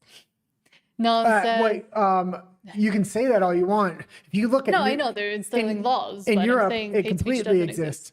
Yeah, like actually, it shouldn't exist. Well, as a concept, I don't think it exists. Non says also, my wife is a much better cook than I am. She'll be making dinner tonight. Not sure what we're having. I forgot to ask, so thank you for reminding me to ask and let us know when you know. I guess.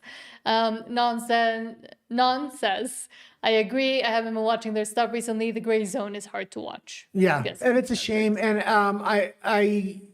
I'm very aware of this with our content. We're going to make a push to talk about a lot of Canadian politics with our edited videos coming up, because I think the Alberta separatist movement is going to gain steam. And I think there may be a snap election called in Canada. That being said, I'm very careful not to get pigeonholed into one subject, because when you do, the algorithm will very often reward you for always talking about that subject. And then it's very hard to talk about other things. Yeah. It's better just to talk about a variety of subjects and slowly grow rather than have massive growth.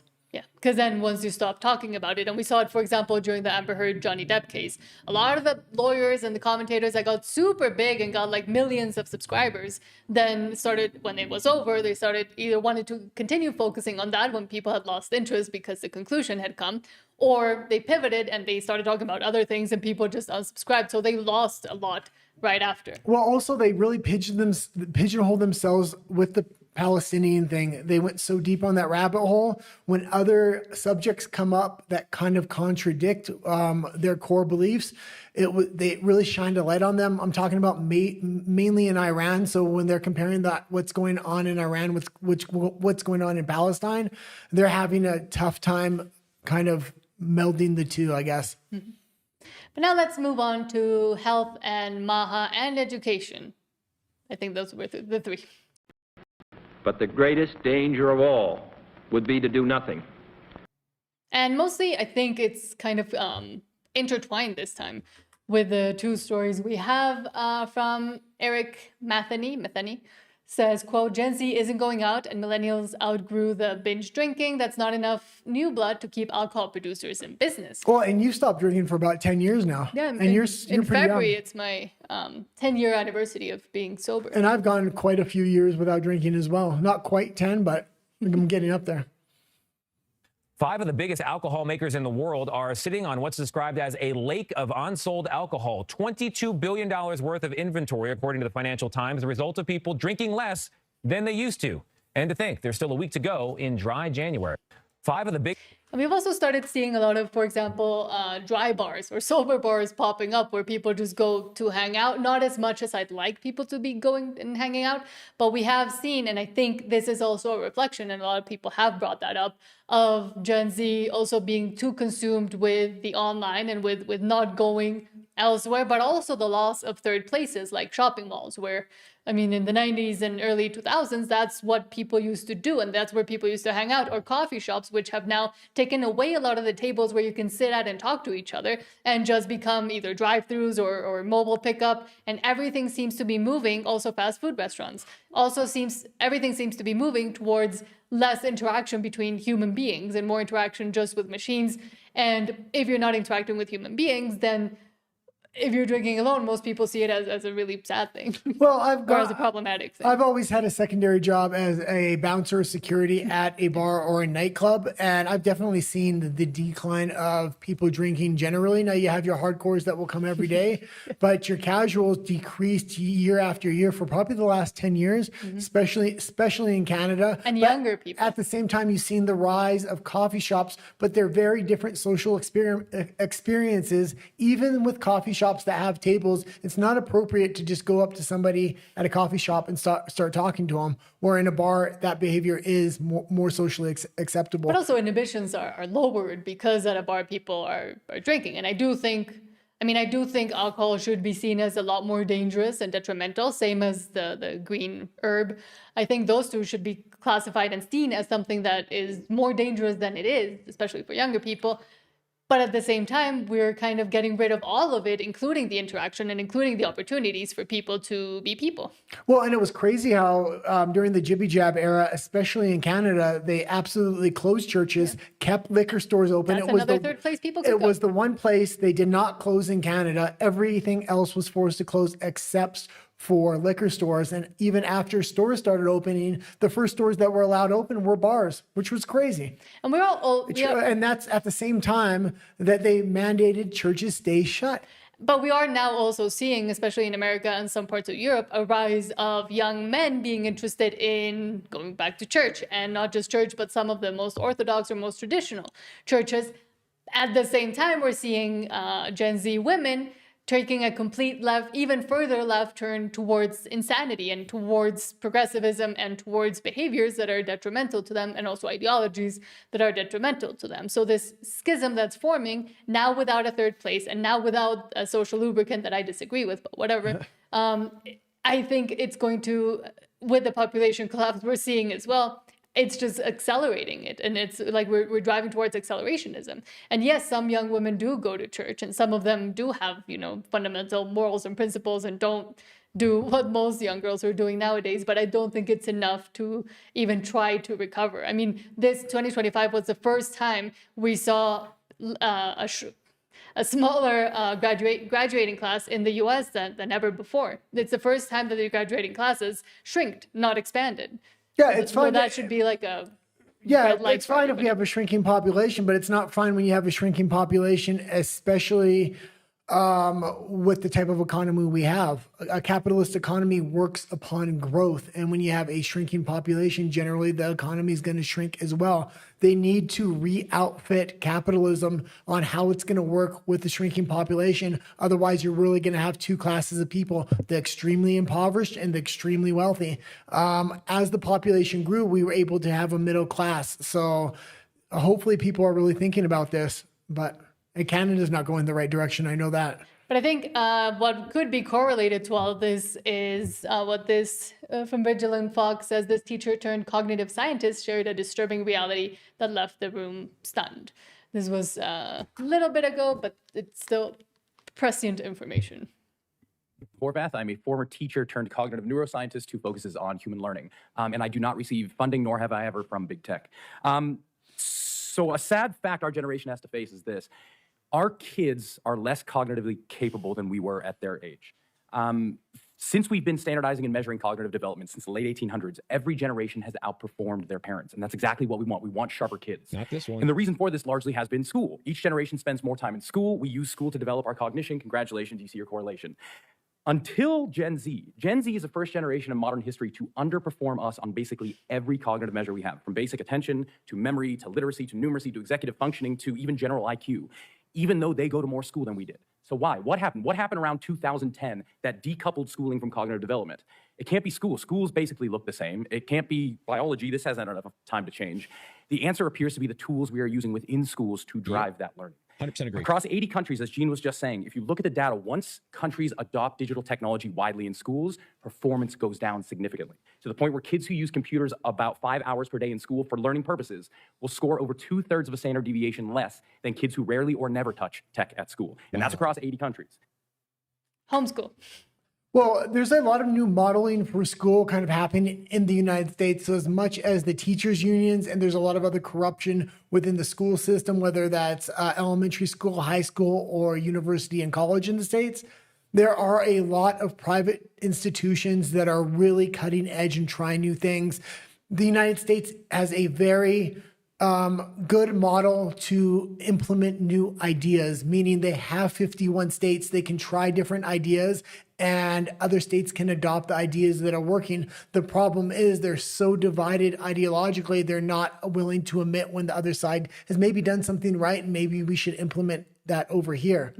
But if they could use that model, that 51 states to get the best ideas to the top, instead it seems like politicians, teachers, unions, stuff like this want to consolidate power and make sure they never lose that power. So they don't want to try new models that are more decentralized and take power away from the institution. Okay. Scary future is what I will say. But now we can move on to remigration, which is today a bit of a bigger section. Because well, we usually have religion, but we didn't have any religious stories today. So we'll go to sometimes we do, sometimes we don't. Remigration. Yeah. Immigration policy disaster. You're destroying Europe. You're destroying the culture of Europe. Where are we? There we are. And I couldn't find it. Remigration is actually, it was pretty in depth today. There was a lot of stories I was picking up on, so I put them in here. Yeah. First one from Defiant L's. Richie Torres says, quote, federal law prohibits undocumented immigrants from receiving Medicaid benefits. And I do love Scott Jennings, and he does hold his own on those CNN panels.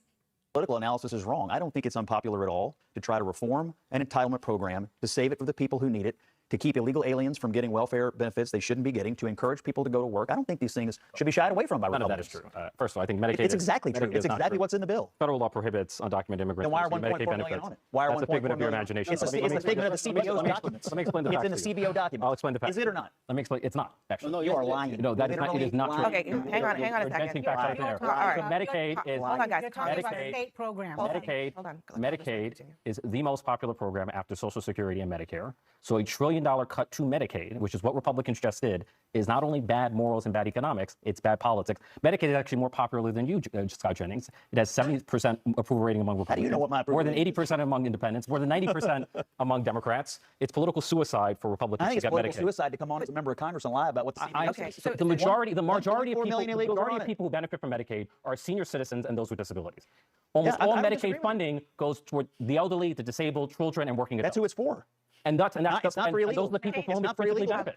Scott, just to disentangle this here, the federal law prohibits undocumented people from getting Medicaid. That is the law. But they're on it. Okay, not the federally funded part of Medicaid. States have their own funding mechanisms, and some of them have chosen to expand it to include everyone. There's a difference here. Now, you don't like to acknowledge the difference, but that difference does exist. So No. And in sanctuary states, which these are Democratic states that are sanctuary states, they give massive funding to illegals within the states. That money, that taxpayer money, should be for citizens and citizens only, so they can make the best medical system that you can possibly make, and people are happy with that system. When there's so much corruption within the system, as we've seen in Minnesota, as we're seeing in California, everybody's got their hand in their pocket, in the pocket of the government, and they're shoving that money, whether it's in politicians' pockets or corrupt communities' pockets. I think Scott Jennings should get some sort of medal at the end of the Trump administration because he has really held his own on those CNN panels. I think it's less about Scott Jennings getting a medal and CNN actually waking up to the fact that he's helping their ratings. Yeah. Having a diversity of opinion, especially a strong diversity of opinion, really helps. But he's the one against everybody else. Yeah, That's the but thing. it helps bring some magic to it because we use their clips a lot, and I don't watch CNN except when I watch Scott Jennings clips, pretty much. Yeah. From Samara Jill says, quote, just before dawn around 3:30 a.m., the first group of asylum seekers were quietly transferred into Crowborough Army Barracks, accompanied by a police escort. Is this in the UK? Yeah. Okay. Here I am right outside Crowborough Barracks, where last night 27 single male migrants were moved in without the community's knowledge. Now, there are residents that are absolutely infuriated by this move. The Labour government intends to put over 500 people in these barracks behind here. Some people from the Conservative government said that they moved out 6,000 people from the military in order to make this clear for the illegal migrants. There's a lot of activity, a lot of vans going through, a lot of resources being put into this community now for some reason or other. The locals are furious. Here I am. Yeah, and they're trying to, a lot of these communities are banding together and trying to push out the migrant hotels. And as they do, the federal government's coming in, clearing out military bases, which they're supposed to be building their military. At least that's what they're promising Trump and NATO and other allies. And now they're shoving immigrants in here. And a lot of these are illegal immigrants into these barracks. This is insane. I'm wondering if they're going to fudge the numbers, which they often do on a lot of different statistics, saying, oh no, our military barracks are absolutely full. And they're going to imply they're full with military soldiers when they're actually filled with illegal migrants or migrants. Yeah. I mean, that would be a good way to be able to, try to get one up on Trump and say, yes, we are doing something, but not really. Well, the reason I say that is because they promised a certain level of spending for NATO, and now they're saying we've reached that spending. I've looked into that spending. What they're actually spending it on is bridges, roads, and infrastructure, and they're calling it military spending so they can tell Trump, we've reached the quota. You haven't reached the quota. You're not actually spending it on military aspects. I'd love to see them defend themselves with a bridge.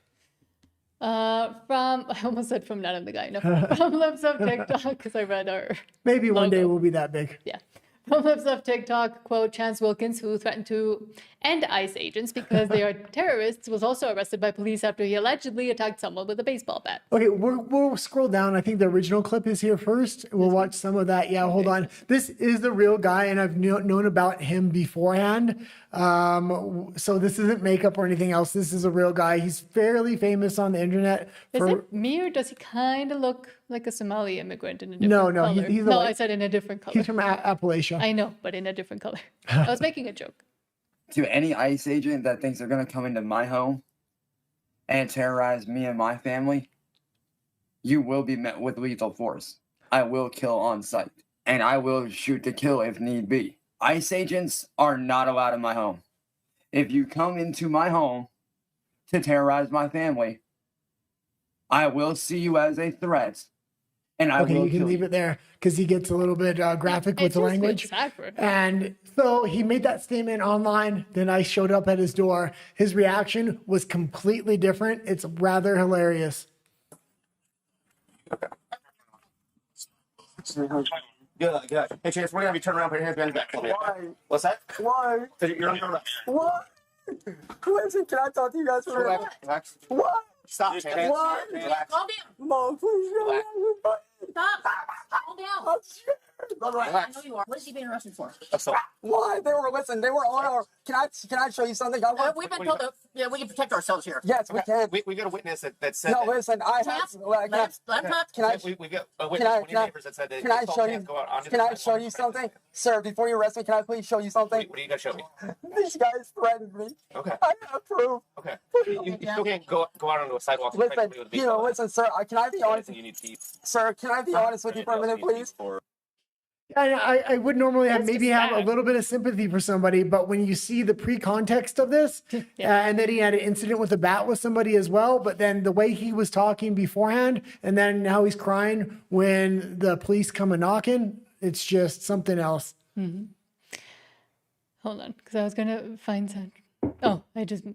And that's a lot of that's a lot of these protesters. When they actually get arrested, it's a complete different story. Mm-hmm.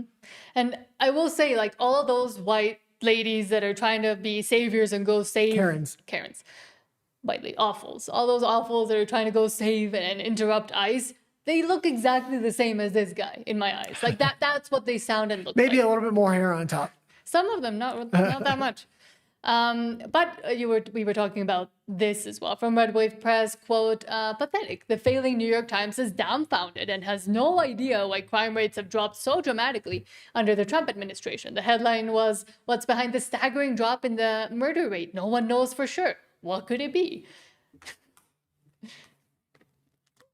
And you can play the clip. I know, hold on. I love the New York Times is sitting back trying to figure this all out, and they can't figure out why it's happened. What's behind the staggering drop in the murder rate? No one knows for sure. Actually, I think there are a lot of people who have a really good idea. It turns out if you start enforcing laws and you start not allowing criminals to get away with stuff, you wind up with a lower crime rates. But the biggest thing, of course, here that's going on is the previous administration, you had millions of illegals coming across the border. We had no idea who those people are. Turns out, if you actually go after criminal aliens and you deport them and you start enforcing the law, the crime rate starts to go down dramatically. Yeah, but I love the New York Times. Okay, and I'll kind of maybe talk about some aspects that aren't talked about here. Number one, the Biden administration started calculating crime rates much differently, so the crime rates would normally be lower. I think because they reallocated how the crime rates were being tallied, Trump's doing the same thing. So the crime rates are going to be lower as well. But number two, oh God, there was another talking point I wanted to say here. Why don't you say something? Well, I was going to go to the next story because it kind of correlates. Number two, I wanted to say, be very careful about turning things into a police state. As much as like to see ICE go after illegal aliens and deport them, you got to be very careful about a digital ID and other means of stop and search, stop and frisk, stop and ID. If you don't want to start stripping yourself of freedoms or people in your state of freedoms in order to give the police more authority. But something that the administration has also recently launched, or DHS has recently launched, is a database. From Gunther Eagleman, quote, Trump's DHS just launched a public online database exposing every illegal alien they're rounding up, filtered by crime, country of origin, or state arrested in. No more hiding the truth. Fake news and open border lefties can't spin it anymore because the receipts are public. And this is what I've kind of been saying, they should really do this soon, because otherwise you won't be able, with this, they have no talking points. If you can point at the person that they're arresting and then go find them in the database and say, this is who you were actually defending, a child disgusting person or whatever. Well, no, 1 second. It's more about the left is saying people are getting kidnapped and we can't find them. We don't know where they are. But now everything's being tracked. So they're showing that a lot of these talking points are absolutely false. So it's important that when somebody is arrested, they're put it into the database so the general public knows they're just not kidnapping people and putting them into a black hole. Also, I was watching Steven Crowder earlier, and I constantly talk about the program where migrants that want to self-deport will be given $1,000 in a plane ticket anywhere in the world they want to go, whether it's their home country or another country that will accept them, like Canada. That program has now been increased to $2,600, which is crazy. Well, I think for it's temporary, but it's still $2,600. But speaking of them saying that they're doing things to American citizens and kidnapping little kids, story recently went viral with a photo of a little kid being detained by ICE. And of course, the left has grabbed onto it and lied all the way through. And Megyn Kelly, which I'm not a super fan of, but she kind of breaks it down. We're not going to watch it all. But just for the intro, in case for some reason Crowder did an even better job. I haven't seen Megyn Kelly's take on this, but Crowder did a fantastic job breaking this down as well. And he actually broke down every previous case where it's very similar, where they try to build this narrative that's absolutely completely false. And that lady in pink that we just watched with the lip injections, but that she was talking about Trump and migrants, she actually does the exact same thing. She goes through each story and says, these were the actual crimes the person committed. This is where they ended up. This is why they were arrested. This is how they evaded police. So like breaking down the leftist narrative before it can reach more people. And I think that's important if you have people that are very on the left that to kind of pre-bunk and give them the truth before they find the story. So when they find it and find the propaganda, they're able to say, oh, wait, but so-and-so actually told me that this is not true, or that they were actually arrested because of this. So that is an important, it's a hard job, but it's important, I think, if you can, to do that. Okay, let's see the clip. There's a huge story in the news. We covered it on AM Update, and it is yet another attempt to smear ICE. And it's gotten the left frothing at the mouth. They're so excited about this 5-year-old boy who was taken with his father to a facility because they are deporting the father. And the father is here illegally, as is the mother, is our understanding. And they swooped in and they tried to remove the guy. They tried to arrest the guy so that they could remove him. And here's what happened. The left ran with, oh my God, they used this little kid as bait. That's what they want us to believe. They used him as bait. They're trying to use children to sort of get their illegal immigrant parents arrested, which is not at all what happened. That's incorrect.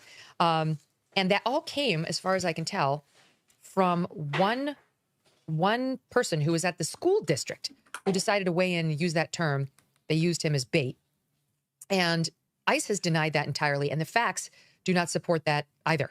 All right, I do want to talk about it. Let's see. It was, the school board chair for Columbia Heights Public School. She's the one who first got this started. Do we have her soundbite, Deb? Where she says he was used as bait. SOT 28. Let's listen to it. And as I got out of my car and came around the corner, I heard, "What are you doing? Don't take the child." His mom, like, there are people here that can take him. There was another adult who lived in the home that was there saying, "I will take the child. I will take the child." Somebody else was yelling. They saw that I was there and said, "School is here. They can take the child. You don't have to take them." And there was ample opportunity to be able to safely hand that child off to adults. And mom was there. She saw out the window, and dad was yelling, "Please do not open the door. Don't open the door," because of the other picture that I'm sure you've seen, where there's a little boy knocking at the door with an ICE agent looming over him. The second question is, are you accusing ICE of using children as bait? Yes, I mean, that it is very clear from the pictures, from the videos, from firsthand accounts. I was there. This is what happened. Okay, fed to her, obviously, by a reporter. I think that's CNN, we're checking. Using the child as bait. So what happened was ICE went to this home to arrest, for the purposes of deportation, the illegal father and mother. I believe they're both in there, and they're both here illegally. That's what ICE tells us. They have a 5-year-old son, and when the dad pulled up in his car, they approached the dad, and the dad ran. This is all from ICE. The dad ran. He made a run for it. Now they want you to believe that the dad has a lawyer and all the leftist media, that he was here legally because he was seeking asylum. That's not true. I'm going to get into it in a second. But if he was here legally and there was no problem, why did he run? Why did he run? Ask yourself that. Just common sense. He ran and he left his 5-year-old boy behind in the car. Then the ICE agents, some of them ran after the guy, and some stayed with the little boy so that he wouldn't be abandoned in the cold weather with no parent there. Meanwhile, they tried to get the mother to come outside of the house, and the witnesses report that they sent the boy up to the door to knock on the door. The mother wouldn't come out. She wouldn't come out. So I don't know whether they sent the boy up to go knock on the door or not. I accept that woman's testimonial that happened. There's nothing wrong with that. That's not bait. They were already on scene. They were focused on the father. And by the way, I'm assuming the mother is here illegally. She's fair game too. They wanted her to come outside because they wanted to see if she would take her little boy. That's actually why they were trying to get the mother. And the father's telling her, because they eventually got the dad and brought him back, not to open the door. Okay, that's pretty good. I don't think she did that good of a job. Stephen Crowder did a much better job. But Stevens was too. Stephen Crowder did a great job with that thing. Okay. What ended up happening was they crossed the border illegally, meaning they filled out the app saying they wanted to come in, and then you have court appointments that you're mandatorily having to go to. And they never showed up for any of those court appointments. Therefore, their status became illegal at that point, and that's why they went out to the house originally. They also offered the mother that they wouldn't arrest her if she would take the kid and open the door. She wouldn't open the door. The kid is now with the father, and I guess they're going to go home together. So we have more accounts from DHS. This is from Homeland Security. It says, quote, "This is a horrific smear pushed by the media and anti-ICE activists. The child was abandoned by his father, and the alleged mother refused to take custody of her own child. Our law enforcement took care of the child, got him McDonald's, and played him his favorite music to comfort him." and this is a horrific smear that we're seeing the mainstream media and politicians on the left, including Kamala Harris, take and run with. The facts are actually that this little boy was abandoned by his own father. His own father was being approached by ICE agents when he ran and abandoned the child. Our law enforcement, in these frigid temperatures, stayed with the child, tried to bring him into custody with the mother, who actually would not take the child into custody, which is so sad, so horrific. Our law enforcement officers actually were taking care of the child, brought him to McDonald's, were playing his favorite music to really calm him down. This is, as Mark, there's major riots forming around our law enforcement officers. That is horrendous that the child is having to face this, but our law enforcement officers were taking care of him, and he's now reunited with his father. And the last bit there that she was saying is that the child and the father opted to have the child with him while he is detained. So yes, the child is being detained because the father requested custody of the child. Yeah. Which is another line. And ICE is very aware right now. There's a media war going on, and they're trying to win narratives. And if the left has something like this to put up, they're going to put it up. That's why ICE is going to be very careful where they step, especially when it's around a child. So bringing them to the McDonald's, bringing him back to his father, trying to give him to his mother. They're going to try everything there, and they're going to make sure they document all that, because if this narrative continues to grow, they're just going to release their body cams. And it's going to be that simple. Well, we did have JD Vance also weigh in on this, and we haven't seen JD Vance in a while, so because he's not at Davos. From Eric Doherty, JD Vance. You really got into the story. You really got into the story. Well, I like to have multiple angles. The fact that we're standing behind law enforcement, and I'm proud of the fact that we're enforcing the country's laws. But, you asked a question about this 5-year-old kid. I actually saw this terrible story while I was coming to Minneapolis. We just left Toledo, Ohio this morning for an economic message event. And I see this story, and I'm a father of a 5-year-old, actually, a 5-year-old little boy. And I think to myself, oh my God, this is terrible. How did we arrest a 5-year-old? Well, I do a little bit more follow-up research. And what I find is that the 5-year-old was not arrested, that his dad was an illegal alien. And then when they went to arrest his illegal alien father, the father ran. So the story is that ICE detained a 5-year-old. Well, what are they supposed to do? Are they supposed to let a 5-year-old child freeze to death? Are they not supposed to arrest an illegal alien in the United States of America? If the argument is that you can't arrest people who have violated our laws because they have children, then every single parent is going to be completely given immunity from ever being the subject of law enforcement. That doesn't make it. And I think that's the one of the most important and key issues, that the left will always try to take these humanity stories and poor them and empathy stories to try to move the goalposts and twist the narratives. But as I said, I think it was on the last video we released, like, bad people and criminals also have kids, also take them to school, also go grocery shopping, also go to Home Depot. And that doesn't mean that you're not allowed to arrest them if they are there either illegally or committed a crime or both. Yeah, but I also say it's important. The dad's not necessarily a bad person just because he's an illegal migrant, but he is illegal in the country, so they are going to deport him. But the thing is, we don't even know the background. We don't even know if he had any other. I know what I'm saying, but there's no need to necessarily jump right to a framing where somebody's a bad individual. Even if he's not a bad individual, it's okay to deport him because he broke the law. Yes. So you were just following the law. But I do see a narrative forming on the right that all these people are bad, and that's just not always the case.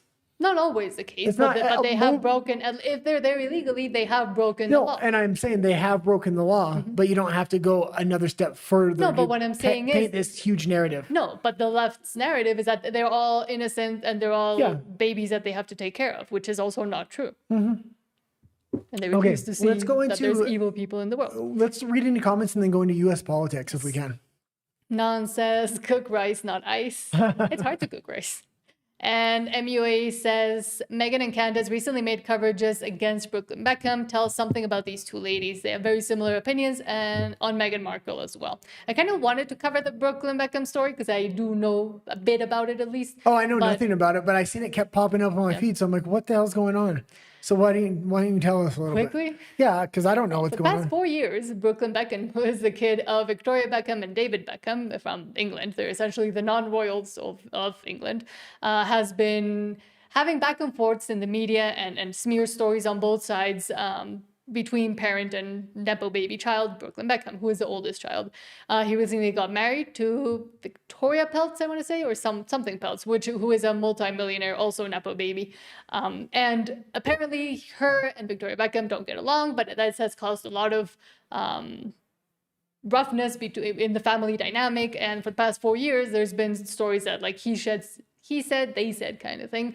And recently, 2 weeks ago or a week ago, Brooklyn Beckham came up with like a tell-all on his Instagram saying, well, my parents are forcing us to, appear all happy and nice for the cameras, but they've actually been really negative about my new marriage. And now she's my wife and I want to be on her side. While Victoria Beckham and David Beckham are saying, well, he's our child and we've supported him thus far and this much. So he should be at least grateful and he should at least, stand there for a photo smiling instead of being child about it.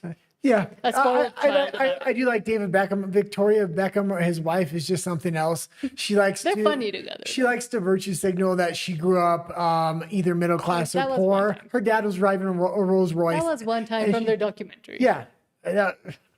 Not to defend. As far as Meghan Markle goes, I don't like her at all. We used to cover her on this. Funny thing is, we used to cover her on this channel a lot because she would get massive views for us. So anytime a piece of news came up, we would cover her. But we haven't covered her in quite a while because we got to just got away and there's from it. not that much anymore left. I mean, they canceled the 3rd season of her show, but I'm not going to make a whole video about that.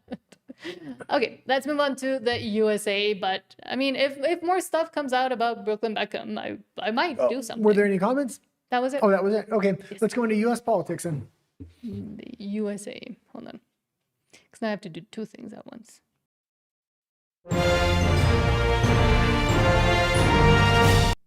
There we go. I mean, we've basically just been talking about the U.S. this whole time, but now more focused into the geopolitics. From Briar Rose, quote, "This is crazy. Trump announced that he's suing J.P. Morgan. Very few presidents in history would have the courage for something like this." This is absolutely massive, and I'll kind of give a little bit of back context here. After January 6th, do you want me to read it? Jamie Dimon and J.P. Morgan told Donald Trump his account and any related accounts, they had to withdraw the money. They were going to be debanked from the system. A lot of Canadians, the same thing happened to. A lot of Americans, the same thing happened to. This wasn't just Trump. Trump has sued other banks on behalf of American citizens at this point to make sure this doesn't happen again. Jamie Dimon has now come out talking about how much he hates Biden and the Biden administration, trying to get in good with the Trump administration, probably hoping that he wasn't going to get sued. What most likely happened here is after January 6th, the Biden administration sent emails behind the scenes to J.P. Morgan and most likely Jamie Dimon to debank Trump, and they capitulated. Most likely what will happen is they don't want discovery on this case because it will show a capitulation of what they did with Joe Biden, much like Twitter did, much like Facebook did, and much like a lot of these social media companies did. But when it comes to a banking institution to do this, it's absolutely insane. And Trump wrote, front page article in the fake news Wall Street Journal states, without any verification, that I offered Jamie Dimon of J.P. Morgan Chase the job of Fed chairman. This statement is totally untrue. That was never such an offer. And in fact, I'll be suing J.P. Morgan Chase over the next 2 weeks for incorrectly and inappropriately debanking me after the January 6th protest, a protest that turned out to be correct for those doing the protesting. The election was, and I can't say this on YouTube, but not 100% true. Why wouldn't the Wall Street Journal call me to ask whether or not such an offer was made? I would have very quickly told them no, and that would have been the end of the story. Also, one was led to believe that I offered Jamie Dimon the job of Secretary of the Treasury, but that would be one that he would be very interested in. The problem is I have Scott Bessent doing a fantastic job. A superstar. Why would I give it to Jamie? No such offer was made there or even thought of either. The Wall Street Journal ought to do better fact-checking, or its already strained credibility will continue to dive. Thank you for your attention to this matter. Okay, yeah, and again, he's not just suing J.P. Morgan, he's specifically suing Jamie Dimon as well. Jamie Dimon is doing his best to show his allegiance by talking shit about the Biden administration. There's definitely emails here telling J.P. Morgan to debank Trump from the Biden administration. It's very, very likely they're not going to want discovery. Trump has been settling a lot of these defamation lawsuits for pennies on the dollar, meaning 20 or 25 million, when he could have gotten a lot more. And I would have preferred him maybe not even to get nothing, but just to go to discovery. This is one of those cases where he's probably going to get a couple $100 million. I think it's much more valuable to go to discovery. If he goes to discovery here and then takes this to the mat, the American public, this would be fantastic for the midterms, it would show that Trump isn't just trying to fill his pockets, that he actually wants to make a change in the American banking system and the global banking system, because Americans are getting debanked just like he did. Now, a lot of his rhetoric there is obviously over the top. It's Trump. But if they can go to discovery on this thing rather than having a settlement, I think Trump likes to get a settlement and then be able to put leverage on these institutions in the future. I would much rather have it be the other way, have them go to discovery with this.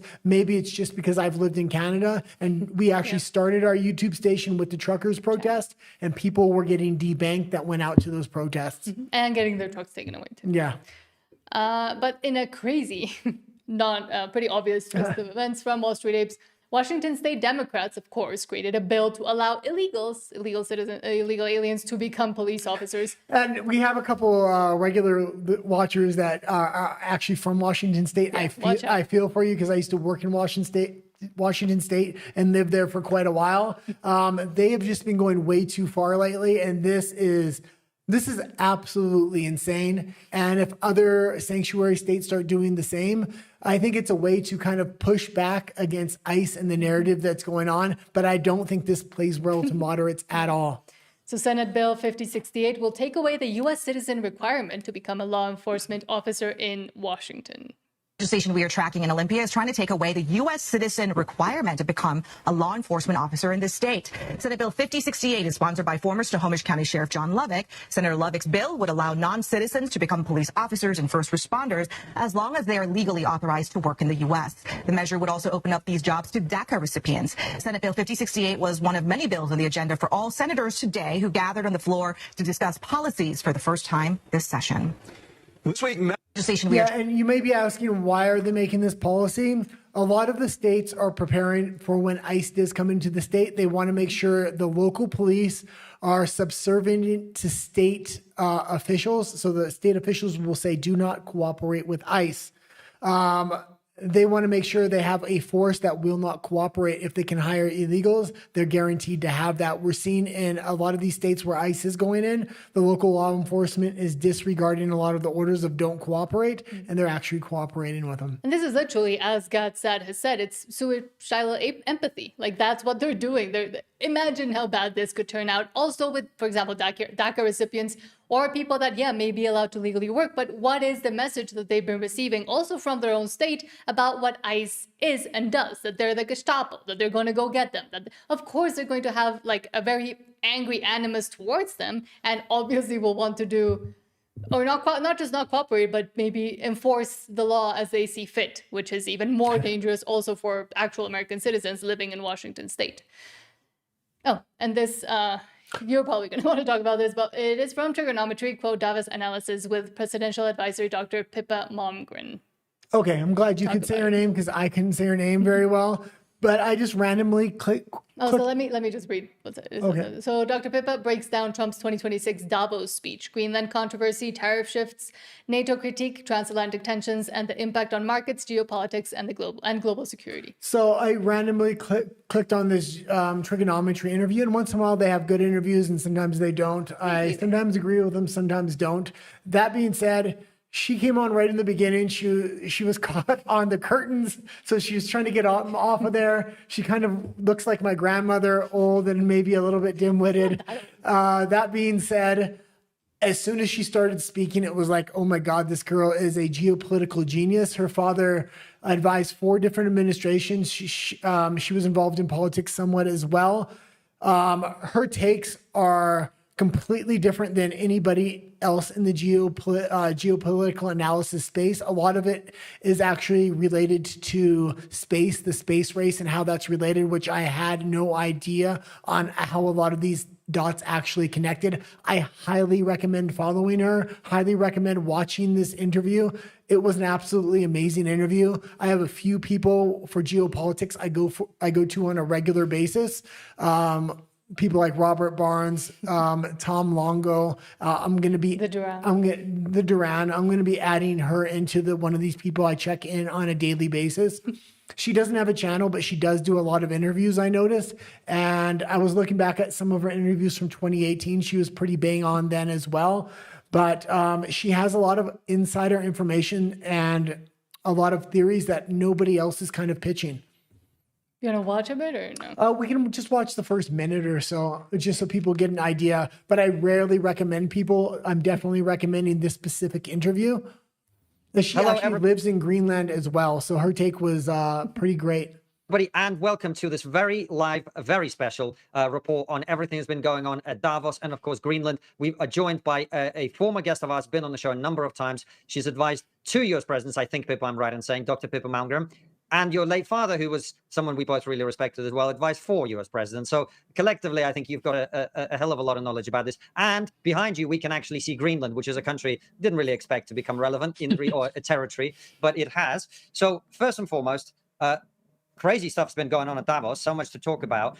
Explain to people who've been living their lives, feeding their families, going to their things, not really paying too much attention, what on earth is going on? Okay, it's so great to see you guys, first of all. And gosh, I know you started out as comedians, and this is a moment where we need humor in dealing with this issue because it's a lot of heavy stuff. So bottom line is the United States has said to its NATO partners that it needs to have a greater presence on the island of Greenland, which is the largest island in the world. It's an Arctic island, and there it is in the background. It's cold and snowing here. And under the terms of a treaty from 1951, the United States does have the right to do pretty much anything it wants to militarily here. So the island is part of the Kingdom of Denmark, but it is strategic security-wise aligned with the United States. The Greenlanders, and there are only 58,000 of them that live here, they have been going through a process of a kind of a long, slow divorce with Denmark. But it's not a finished divorce. They're not independent yet. And their view is they want to be independent of all of you guys. And they're annoyed because when President Trump said, well, we just got to have Greenland. Fast forward it a minute or so. What do you mean? Fast forward it a minute or so. And unlimited internet connectivity. The unlimited energy is supposed to be a minute.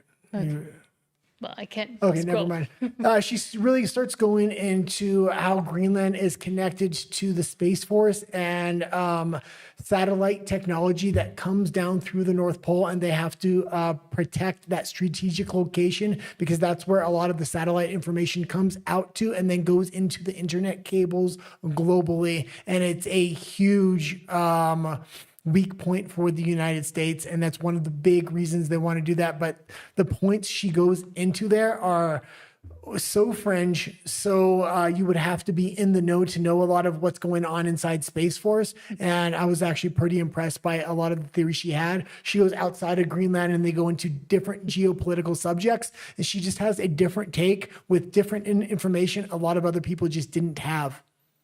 Okay, well, let's go into the next story here. From the White House, quote, President Donald J. Trump launches the Genesis mission, a national effort to accelerate scientific breakthroughs using AI and propel America into the golden age of innovation. Yeah, and this story had missed me, and they had actually brought it up in that interview from Trigonometry with the lady I was just recommending. She brought it up, and what happened is all these military scientific bases like Los Alamos where they developed the nuclear bomb, and there's a number of these where anything they develop there stays secret.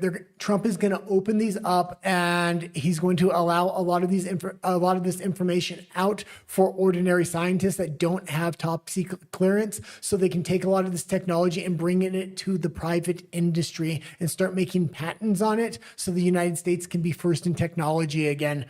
She went in depth on this. I was shocked at this program, and it's something that Trump needs to become more competitive with China technologically, and this is the program he's designed to do that. So there it is. Okay, yeah, and we can just go to the next story. I kind of just wanted to bring that story up because I had missed it and she had talked about it. From Megatron, quote, the New York Times reports that the U.S.-Greenland deal will be similar to that of the UK-Cyprus agreement. 1, the U.S. will have small pockets of land inside of Greenland. 2, the U.S. will be involved in Greenland's mineral rights. 3, Russia and China must not step in at any cost. 4, the U.S. Golden Dome system will be installed. 5, opens the door to U.S.-backed infrastructure investment. and yet Europe succumbed again. Yeah, and it's a strange deal that's coming together. There's no guarantee it's going to come together. They have a framework, but he negotiated this framework with NATO, and NATO never even consulted Denmark about this. So if you're talking about Trump bypassing somebody's sovereignty, NATO itself isn't even respecting its own allies, which is absolutely crazy. I would like to see the Greenlanders have their own sovereignty, and then if they want to choose to go to the U.S., then they can choose to go to the U.S. The U.S. already has the right to put military bases on there. That being said, we're going to kind of see how that plays out, and I'll just keep everybody updated on this thing. I think NATO is really holding Europe back at this point. NATO was originally conceived, again, to keep Russia out, Germany down, and the United States in, and it's done its job very well. Every previous administration, especially under the Uniparty, made sure there was not a relationship between Russia and the European Union, because they both have exactly what the other one needs to not only become a superpower, but potentially even surpass China and the United States. So, and yet they've tanked it all majestically. Yeah, Europe would rather have World War III than kind of put their differences aside at this point. But also about Greenland, from Brad Todd, quote, "Journalism is dead. Every media outlet in the Western world freaked out about a looming war over Greenland. None of them did basic research to find out Donald Trump's administration approved 7 different arms sales to Denmark in the last 10 weeks. It was on the DoD's website the whole time." Talking about Greenland. Brett, I mean, do you think all of the threats and whether it's bluster, the tension with NATO allies, was it worth it?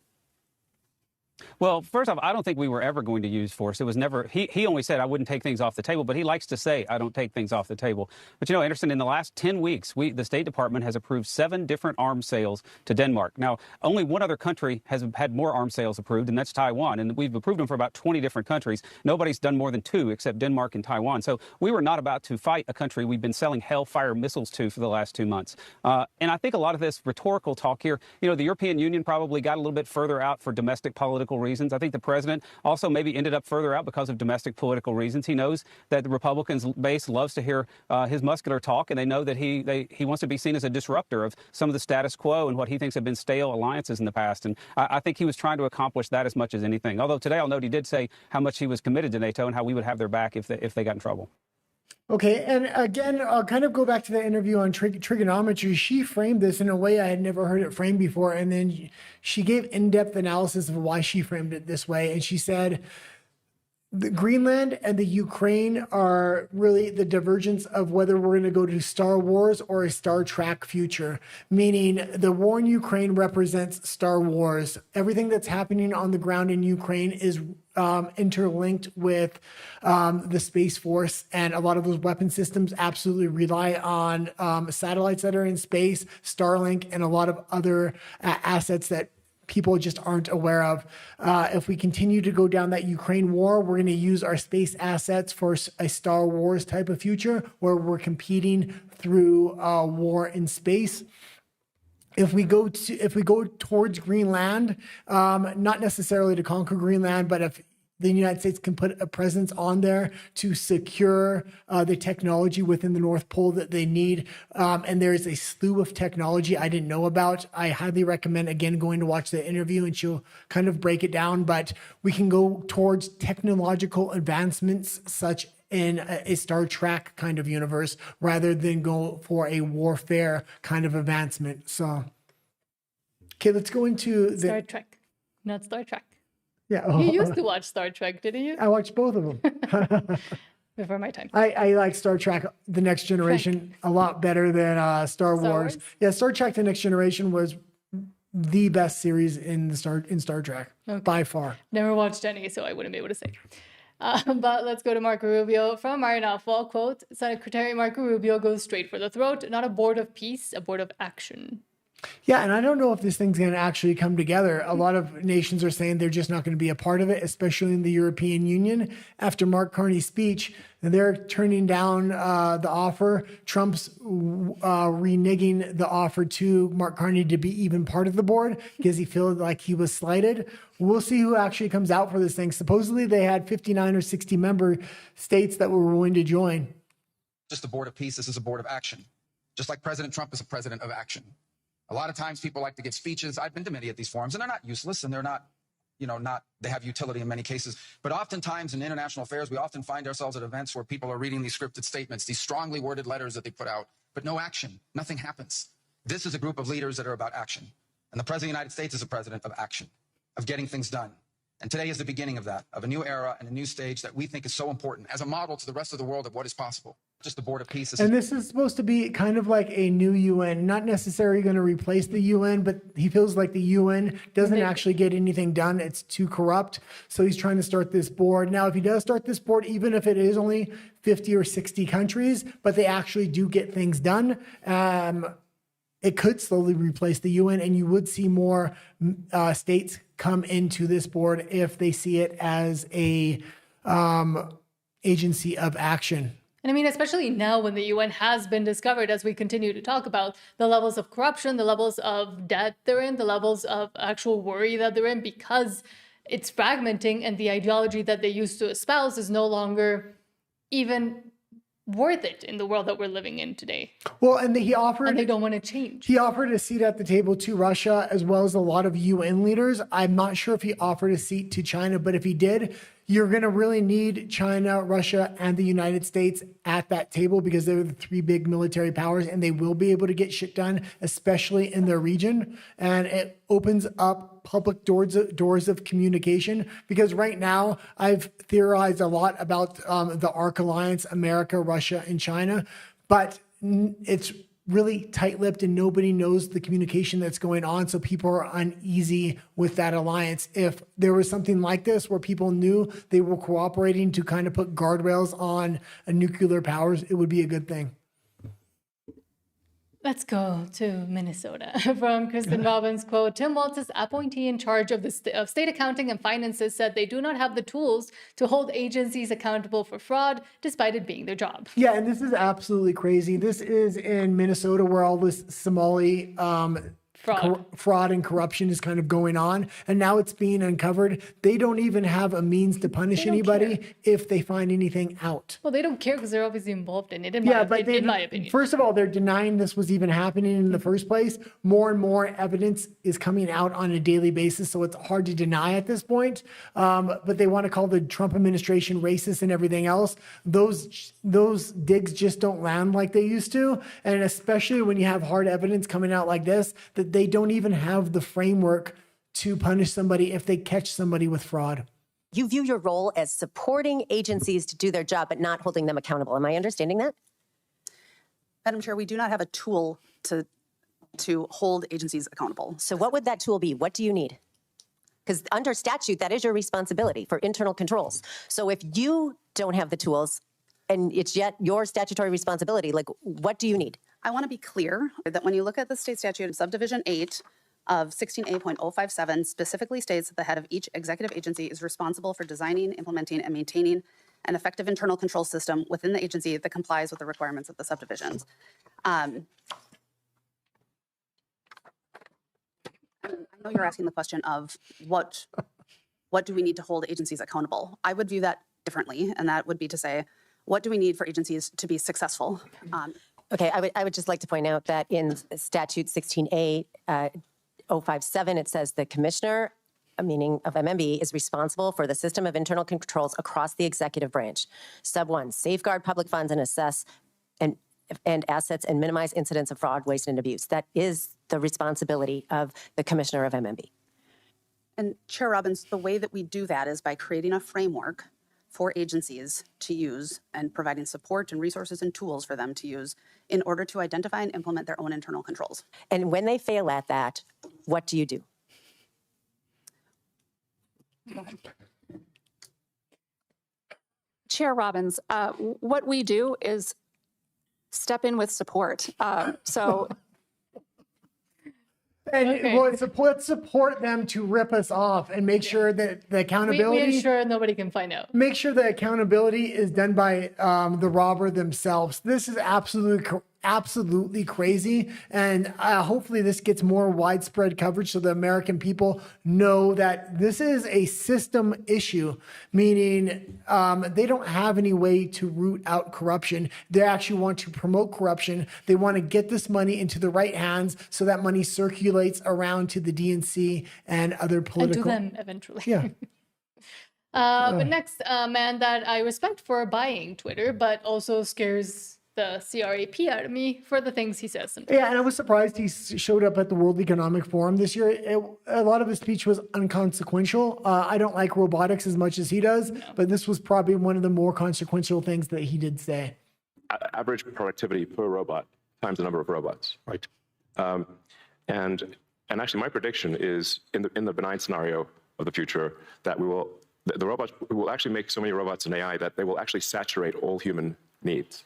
Meaning you won't be able to even think of something to ask the robot for at a certain point. Like there will be such an abundance of goods and services because my prediction is that there'll be more robots than people. So average productivity. And that's terrifying. I just don't know how that's going to make sense.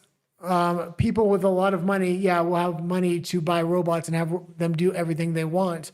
But I just don't know how that economic model and that system is going to work when all humans are replaced by robots that supplies all the needs of humanity. It's because humanity won't be here anymore. Like, that's what they're not saying. That's what they don't want to say. Humans won't be there. They'll be there to feed the robots. There was another good clip, and I should have grabbed it. I don't know why I didn't grab it. Elon Musk actually says he's an alien, and they ask him about aliens on the planet and stuff like that. It was a good clip as well. So if you do see that on your X feed, click on it. It's a good little clip. Trolling. And this last one for the U.S. from Darvio Morrow, quote, "We go to Mayda's headquarters, right? We're getting a tour of their campus. The campus is crazy. You don't see one black person there." Yeah, and usually, we'll play this clip, but... We actually went to NVIDIA's headquarters and we went to Meta's headquarters. Okay, we go to Meta's headquarters, right? We're getting a tour of their campus. Their campus is crazy. You don't see one black person there. Hardly don't see any white people there. Chinese and Indian. Mm-hmm. So much, they said that they have full Zoom calls in Mandarin. That's how many Chinese people work there. So, of course, from an investment standpoint, we need to invest in tech companies. But from an educational standpoint, I don't think people fully understand how far behind we are in this situation. Mm-hmm. Like, we're not even a thought in the process of, like, these tech companies, not one. It might be like one black person in the whole entire department of like 300, 400 people. I'm telling you, we saw with our own eyes. Hundreds of kids that's 22 years old, 25, 26, all Asian. Every single one of them is Asian. It's a black problem, but it's an American problem. Mm-hmm. Right. For the first time, I think in 20 years, America won like the math Olympics. If you look at the team, they're all Chinese people. Chinese Americans. They're all Chinese Americans. Mm-hmm. What does that tell you? Like, we're falling behind so far. Educational system is terrible. And like I said, it's not just a black problem. It's an American problem. Like, we're losing the technology. They're saying China is 6 months. China's already, I just came back from China. China's already 10 years ahead of us. Like, if we don't catch up soon, it's going to be very scary. Or they seem to be 10 years ahead. I will always continue to say that. I think China does a lot to make a mirror image of what they want people to see from the West especially, and then how advanced they actually are and where they get that information from as well. Yeah, that might be a good point, but an also good point is they have a culture of educating their kids, and I think their kids are a lot more advanced, and they have that system that they're really investing in. Well, they're trying to corrupt the American system, and the American system is already corrupt with teachers unions and everything else. I think that gentleman had a very good point. It's time to reform the American education system so they can not only compete, but they can shine as like the new beacon and the new model of what education should be. Now they're trying a lot of new things. The fact that we have 51 states and you can take the best ideas and kind of put those together are great. The fact that you have impoverished communities, you can try different models there, and if it will work in that community, imagine how it will work in other communities. Mm-hmm. So they really need to get started on this thing, but there is just so much corruption still rooted in the education system. It's like, how are you going to create a new model when the people that are running the current education system don't want to lose any of their power by decentralizing education?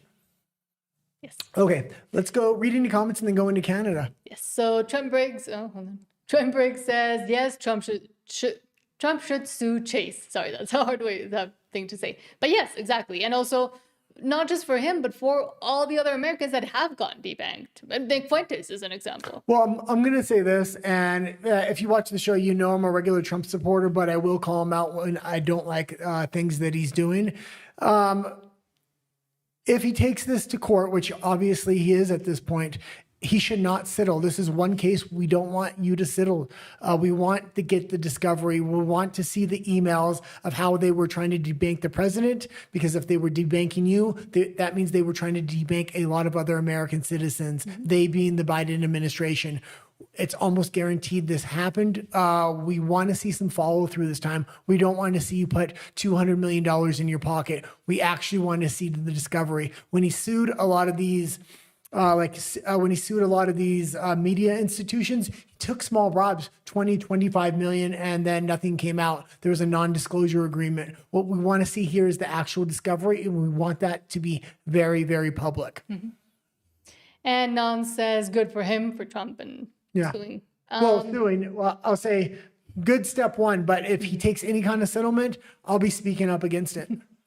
Nan also says, OMG, no freaking way. Non-citizens as police, no way. And I think that's in your state. Exactly. So go vote against it. Speak up against it. But I think they live in I'm guessing the eastern half of the state, maybe. More normal bit? The normal bit. But because still. Ideologically, Washington state split between east and west. Yeah. They said they live rurally. So if you live rurally, you usually live in the eastern half. But still. Nan also says we could easily generate all the electricity for AI data centers and for the whole country. Yeah. And again, I'll go back to that trigonometry interview. Wow, that girl, the stuff she knew about space was just amazing.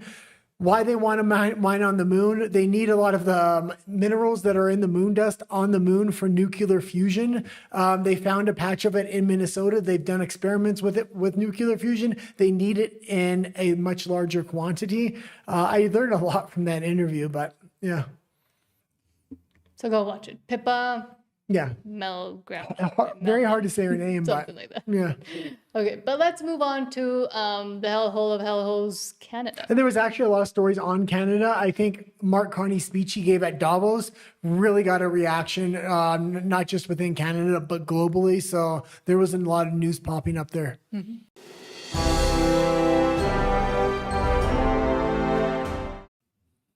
And to start, we have, hold on, there we go. From Mark Nixon, quote, Caitlin Harrison nailed it. Canadians elected Carney to negotiate a win with Donald Trump. That was a promise, and promise broken and forgotten about as well.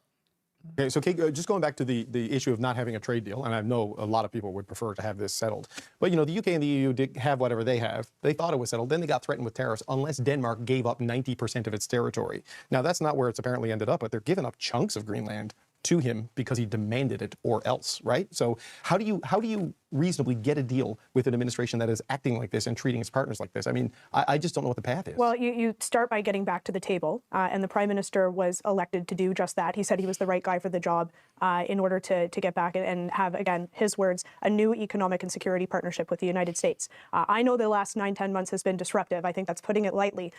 For decades and decades and decades before that, we had a stable and secure relationship with our largest trading partner. Going to Davos and giving a speech talking about a significant break in that relationship that serves as the grounds to, again, pursue we're not just talking about trade diversification, but rewriting the nature of relationships that we have with countries, including up until 9 months ago, our enemies. There's a difference between diversifying and then that wholesale shift that the Prime Minister is, I think, making the case for today. We have to remember that the U.S. is going to exist long after Donald Trump. Our relationship with them is very, very close. The Prime Minister was elected to try and get a resolution there, and that should remain part of the focus. So, and speechifying and then not even meeting with the man while there, to me, doesn't advance the Prime Minister's apparent objective of getting back and getting to the trade and negotiation table. Okay, and that being said, this deal Mark Carney cut with China, Canadians are absolutely pissed. especially Albertans and Saskatchewans. And that's where you have these separatist movements potentially happening in 2026. Alberta's going to take a vote on this. But before that vote comes, because I think it's going to happen at the end of the year, Mark Carney's going to call an election, and he's going to try to bait the United States administration and especially Donald Trump to making statements about Alberta and how they wanted to separate and how they wanted to be the 51st state. And he's going to try to have this idea of Canada unity there. And I just don't think he's going to get it. But if he does get it and he gets a majority government, he's going to probably pass legislation to stop Alberta from even leaving. Without a majority government, he's not able to pass that kind of legislation. The snap election that's most likely going to come in the next 4 or 5 months is going to be very interesting. I really hope Donald Trump doesn't make a bunch of statements how he wants to make Alberta the 51st state, because it's going very, very well for that separatist movement right now. But also not just Alberta and Saskatchewan that were already upset and wanted to leave, but also even, his old biggest fat cheerleader that was Doug Ford over in Ontario, because there's still some production of vehicles there with the new treaty that he has with China of importing a bunch of electric cars. That's losing a lot of jobs. And now he's actually going against Mark Carney, even though he was on the sidelines, bouncing up and down for him. Well, Mark Carney gave that speech at Davos, and he's like, all the middling countries, we need to unite. They need to unite. He can't even unite his own country. His own country, 30% of it wants to his own MPs. Wants to separate at this point. So his idea of bringing all the middling countries together so they can be a superpower, the European Union can't even cooperate right now because every country has different wants and needs. So to have one giant policy for all of them really slows them down and makes them much slower than countries like the United States or China. Mm-hmm. Speaking of China and Carney, from Rebel News, quote, Canada's finance minister defends China talks when confronted in Davos. Ezra Levant questioned Liberal Finance Minister Champagne. You can go down to the clip here. And I wanted to say something here that's a little bit different than I would normally say. This is one of the worst politicians in Canada. He lies through his teeth. You can see him lying. He really gets really nervous, usually when he's on the podium and he knows he's going to get very poignant question that's very hard to get out of. In this particular case, the rest of the Liberals should be paying attention to this politician. We'll actually watch most of it, even though it's a long clip. This is how you should treat independent media, even when they're against you. I was very, very impressed by his behavior. Multiple times, people try to step in to stop the interview. He said, no, I want to talk to him. He walked at a slow pace. When they tried to talk to Chrystia Freeland, she basically ran away, was out of breath, and said she wouldn't answer more questions. When they approached Trudeau in Davos, he basically tried to pretend like they didn't even ask a question. He threw a security in front of them so they couldn't ask any more questions. This is a Liberal politician that Rebel News isn't going to necessarily be asking easy questions to, and he played it like a master, and I've never seen him like this before, but good on him. I still don't like him, but this is how you should be treating Rebel News and other independent media. Do you think that there needs to be a democratic test of this new foreign policy, because it's swung us away from America towards China and other countries, and that's a big shift? Well, I think you need to adapt. I mean, you and I would agree that the world has changed significantly in the last few months. I mean, I think it's something you and I can agree on. The work that we will continue to do is to diversify supply chains, and you can fast while continuing to stand up for Canadian. I've seen you in the not often. Yeah, we just said hello to Justin Trudeau. Did you know he was here? I've heard of it, but I've not seen it. He's here with Katy Perry. They look great together. Well, listen, if you say so. Can I ask you a question about China? And it looks like they're walking fast. It's because we were playing at a 1.25 speed. They're actually walking extremely slowly, which is very rare when people or politicians are approached by Rebel News because they're scared. In Qatar, both of those countries have human rights records, and you guys didn't emphasize that publicly. Did you raise that privately with them? Well, I would say, every G7 countries found a word to engage in a strategic fashion with China, for example, with eyes wide open, and Canada is no different. So, we remain very true to our own values, but at the same time, as you've seen with all our G7 partners, people find a way to engage with China. But a lot of the deal with China... But what would be the Thank you so much. I appreciate that. But that's okay. Thank you very much, Minister. He's always he's on TV. I just need to know where I'm going. I'm not asking He's actually unfair questions. No, listen, I'm working with you. Thank you for that. I'm working with you. Now, Doug Ford says that Chinese-made electric vehicles have spyware in them. I think he's talking about the cameras and sensors that go through Chinese servers. I call it the spy car that they're bringing in, and they won't be allowed to get away. Israel recently limited Chinese electric vehicles that its officers can drive because they were worried about that threat. Do you think that it would be wise to have a limit that no Canadian forces could drive a Chinese-made EV? Well, like I said, it's eyes wide open. That's what we have to do, and that's how we have to engage. Like I said, like all our G7 partners, which have found a strategic way to engage, eyes wide open, true to their values, and like I said, we're no different. Thank you for walking with me. My last question is... I think it's sunny today. That's right. It's not too cold for you. The foreign minister said that Canada has... And I just want to play the whole clip because he's absolutely charming and he's extremely unlikable 99% of the time. The Liberals should take a page out of his book on how to treat independent media. The new foreign policy. That's quite a bold thing to say. Not long ago in your Indo-Pacific strategy, you called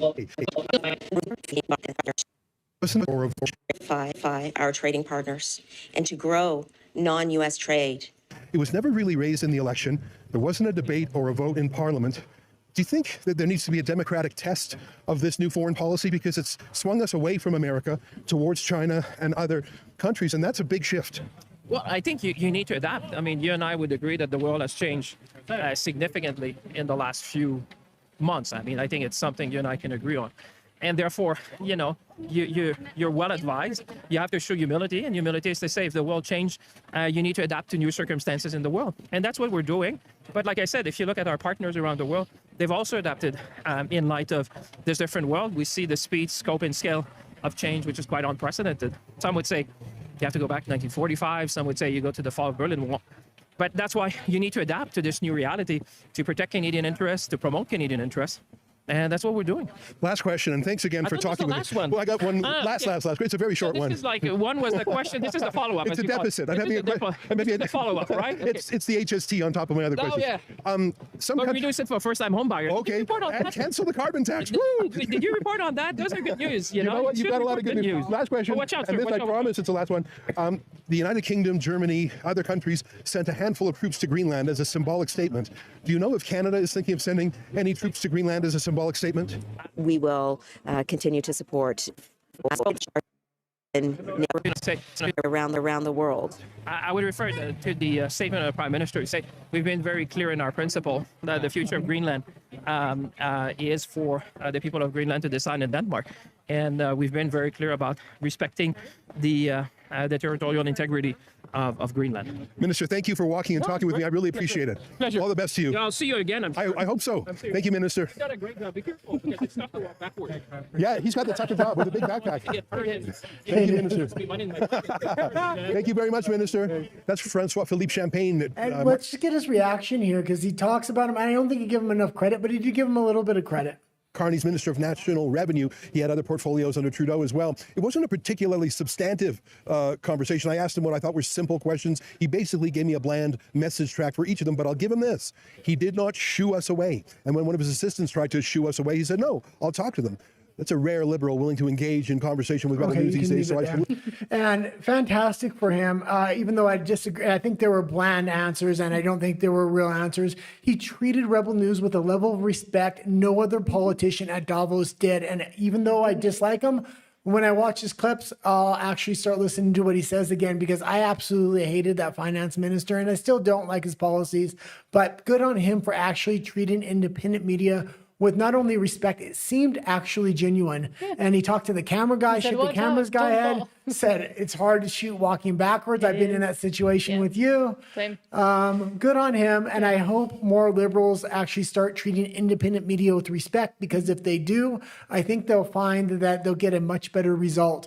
I've watched every single interview Rebel News has done. And the reason they're on the street walking and talking is they're catching them between the barriers when they have to go from one building to the other. Because they're not allowed to have press credentials. They have never allowed them to have press credentials to actually go in the buildings and ask people things. Yeah, So they have to freeze outside while they wait for someone to walk by. I've watched about 20 interviews now, and every single, it's all liberals he's interviewing because it's Davos, and they're all running away, not answering one question, saying, I've answered your questions, no more, just being completely disrespectful. It was good to see a breath of fresh air there.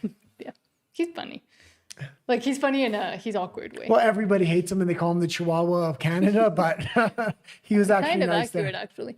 From our novel, quote, Canada prepares hit and run defense if Trump actually invades. Canada's military has actually modeled how they'd respond if the US invaded, and the plan is basically Afghanistan-style guerrilla warfare. Canadian officials reportedly assume American forces would overwhelm their positions within a week, maybe even 2 days. After that, the defense strategy involves small groups of irregular fighters and armed civilians carrying out hit-and-run attacks, IED ambushes, sabotage, and drone warfare. The same tactics the Taliban used against U.S. forces. The fact that Canada and the U.S. allies who haven't fought since 1812 are at the point where one is planning partisan warfare against the other is pretty wild. No, this is absolutely ridiculous. I lived in Canada. I'm a Canadian. I know what would happen. It's not going to be Afghanistan. You have to give the Afghanis credit when it came to war fighting.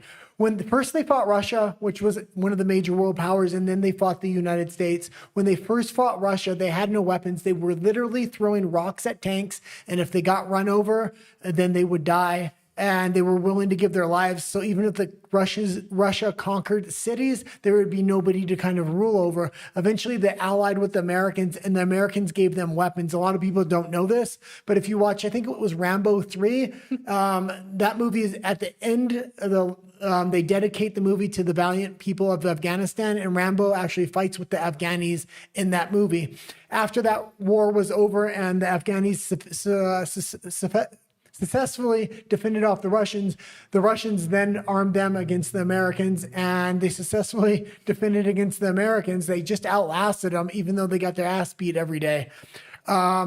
But it takes a certain kind of heart of a certain kind of people to want to defend your land. A lot of Canadians don't even feel like the government represents them. They feel like they're disconnected, and they wouldn't go to the mountains and they wouldn't guerrilla fight, and that just wouldn't happen.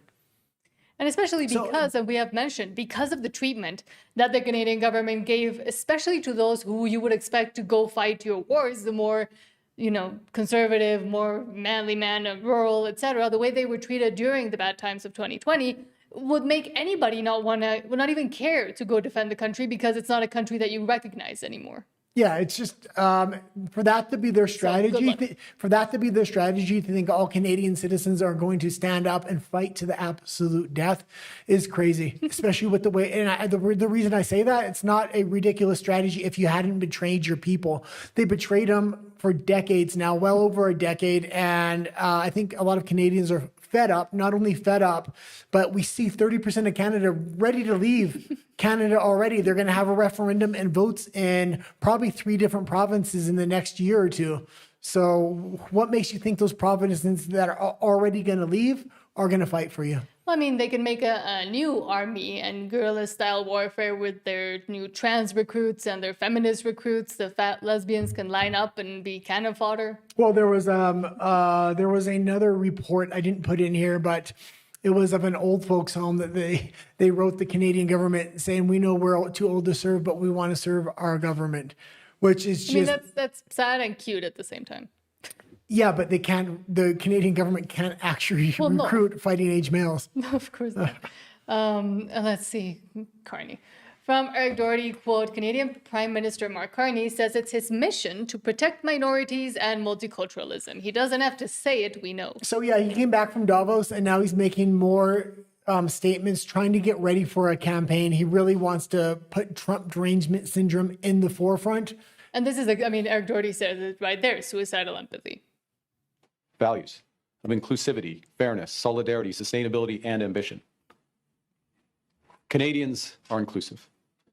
We know our country is stronger when everyone belongs, when newcomers are welcome, when minorities are protected, when Indigenous peoples are true partners. That commitment to inclusion was institutionalized, first in the Bill of Rights and then embedded in the Charter of Rights and Freedoms. It was manifest in our adoption of multiculturalism, first as policy and then as law. In the same spirit, the enshrinement into law of the United Nations Declaration on the Rights of Indigenous Peoples reflects our fundamental commitment to reconciliation and to respecting Indigenous peoples as equal partners in building our country together.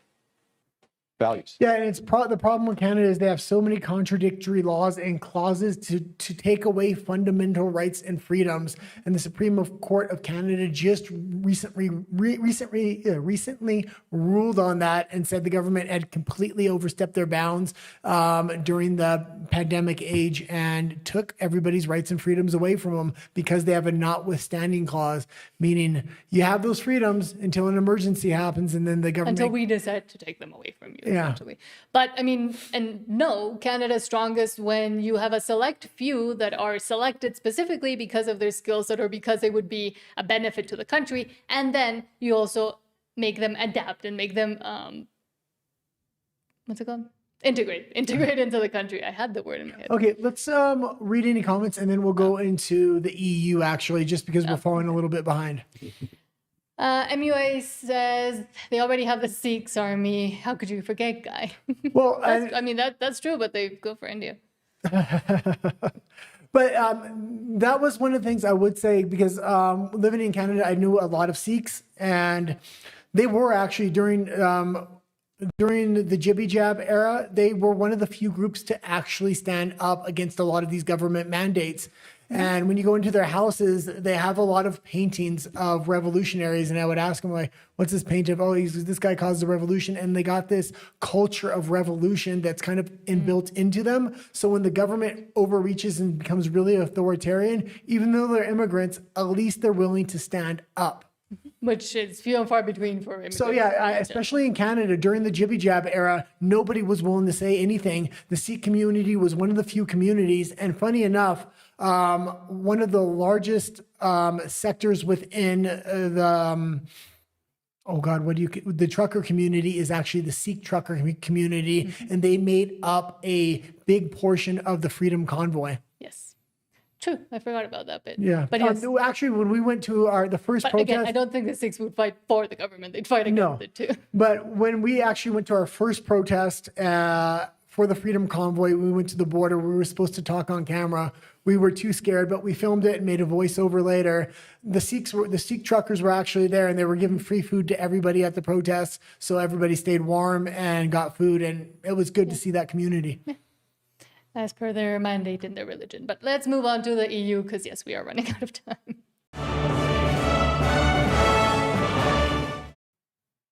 And starting off with Davos, because again, that's where they all are right now. But German Chancellor being based, or at least being truthful, from Basil the Great, quote, German Chancellor admits the EU is a complete failure.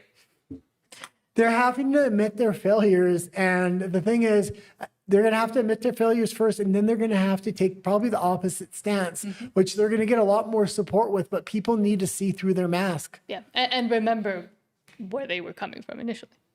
We are aware of those problems.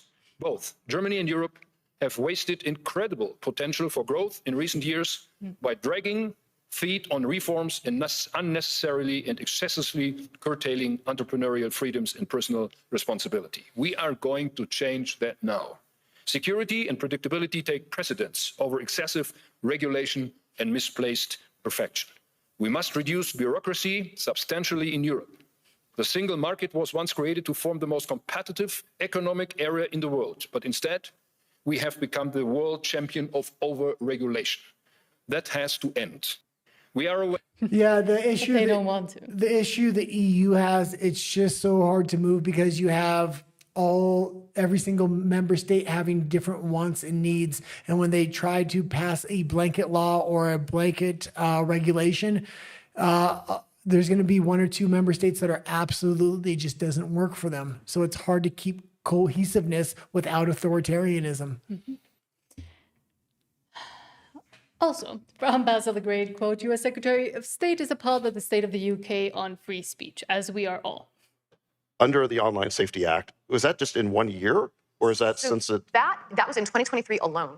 Okay. But that isn't just under the Online Safety Act. So I think what's particularly insidious and particularly relevant about statutes like the O.S.A. and the D.S.A. is that these are portals through which existing censorship laws get applied to the internet. So a lot of these Brits are arrested under under existing statutes, like there's a Communications Act, there's a law against inciting quote unquote racial or religious hatred, and we, I think, have differences of opinion about what amounts to incitement in America versus the UK. But so, for example, you had a comedian called Graham Linehan who tweeted that if a woman sees a penis in a ladies' room, she should feel free to kick that guy in the balls. And that's something a lot of comedians say, and I think it channels an impulse that a lot of Americans and Europeans would frankly consider common sense. But he was dragged out of the airport like terrorist, had his devices confiscated, was thrown in jail overnight, and lost access, my understanding is, to his heart medication, if I recall correctly. And because this was an incitement to violence? Because this offended some existing law against provocative speech in the UK. And the Online Safety Act is a device through which all of those existing laws can apply to the internet. You had another case in the UK where Joey Breton, a footballer, called somebody a bike nonce, which nonce is not an American term, but I imagine you're insinuating someone is effeminate for riding a bike so much or in the manner that he rides the bike. And that resulted in a suspended prison sentence, but still a prison sentence. Because he called somebody zesty. Yeah, basically. That's what we call it in the United States now. And there were some other tweets too, but none that would meet the bar for American incitement. So, David, you're absolutely right. So that was in a single year of slightly over 12,000 Brits arrested for speech acts, and that is more than we're arrested that you're in Russia, more than in China, more than in Turkey. And when you talk to Brits about this, you're absolutely right. Most of the British people that you talk to say this is totally unacceptable. And if you look at the polls in the UK, you see public sentiment against this kind of thing. But I've had, both public and private engagements with regulators in these countries, and the defense you hear is, well, we have a less chilling, less totalitarian environment than China, so maybe more people are willing to break the rules, more people are willing to offend. But if you arrest 12,000 people a year for speech and you're raising children in an ecosystem where you can be dragged out of the airport for offending the dogmas of transgender activism, then you might not have a different culture than China for long.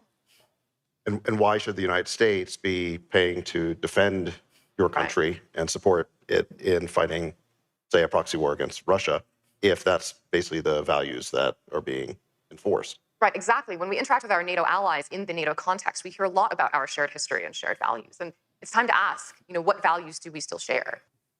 And that's kind of what I've been saying for a long time now. The European Union is going in the direction of China with their value set, especially when it comes to speech. To say that China's more totalitarian, I don't know at this point. They have not nearly as many as arrests as the UK is currently doing. Yeah. They're trying to put that chilling effect into their people. China's already built that up over time, so their people are kind of trained, so they don't need to arrest them as much. But the UK is trying to make that same chilling effect, so they're doing a massive amount of speech arrests right now. Mm-hmm. And censorship, because the people can't talk about the regime, so it's essentially China. Yeah, we'll do one more story in the EU, and then we'll move on to Latin America. Okay. This man.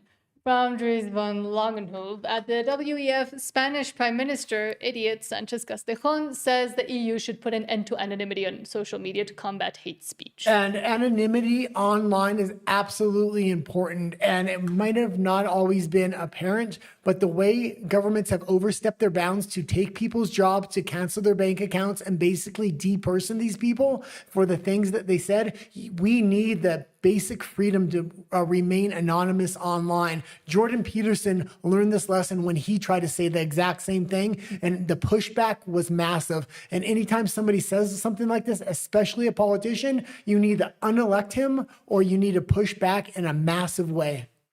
And I will read the subtitles because I think it's... No subtitles. No? No. I propose putting an end to anonymity on social media. In our countries, no one can walk the streets with a mask on their face or drive a car without a license plate. No one can send packages without showing an ID or buy a hunting weapon without giving their name. And yet, we are allowing people to roam freely on social networks without linking their profiles to a real identity. This paving the way for misinformation, hate speech, and cyber harassment. Pause it. Because hate speech, cyber harassment, these aren't things that should actually exist. He's trying to lay this narrative, and there needs to be a pushback at every single point. The EU has already failed to allow them to actually pass hate speech laws, to get specialty classes so they can build narratives like this, so there is no anonymity, so they can deperson people, so they can debank people, and so they can arrest people. It is facilitating the use of bots, and it is allowing people to act without being held accountable for their actions. Such An anomaly cannot continue. In a democracy, citizens have the right to privacy, not to anonymity or impunity, because with those two, social coexistence would be impossible. That is why I believe we must push forward the principle of pseudonymity as the functioning element of social media, and force all these platforms to link every user account to an European digital identity wallet.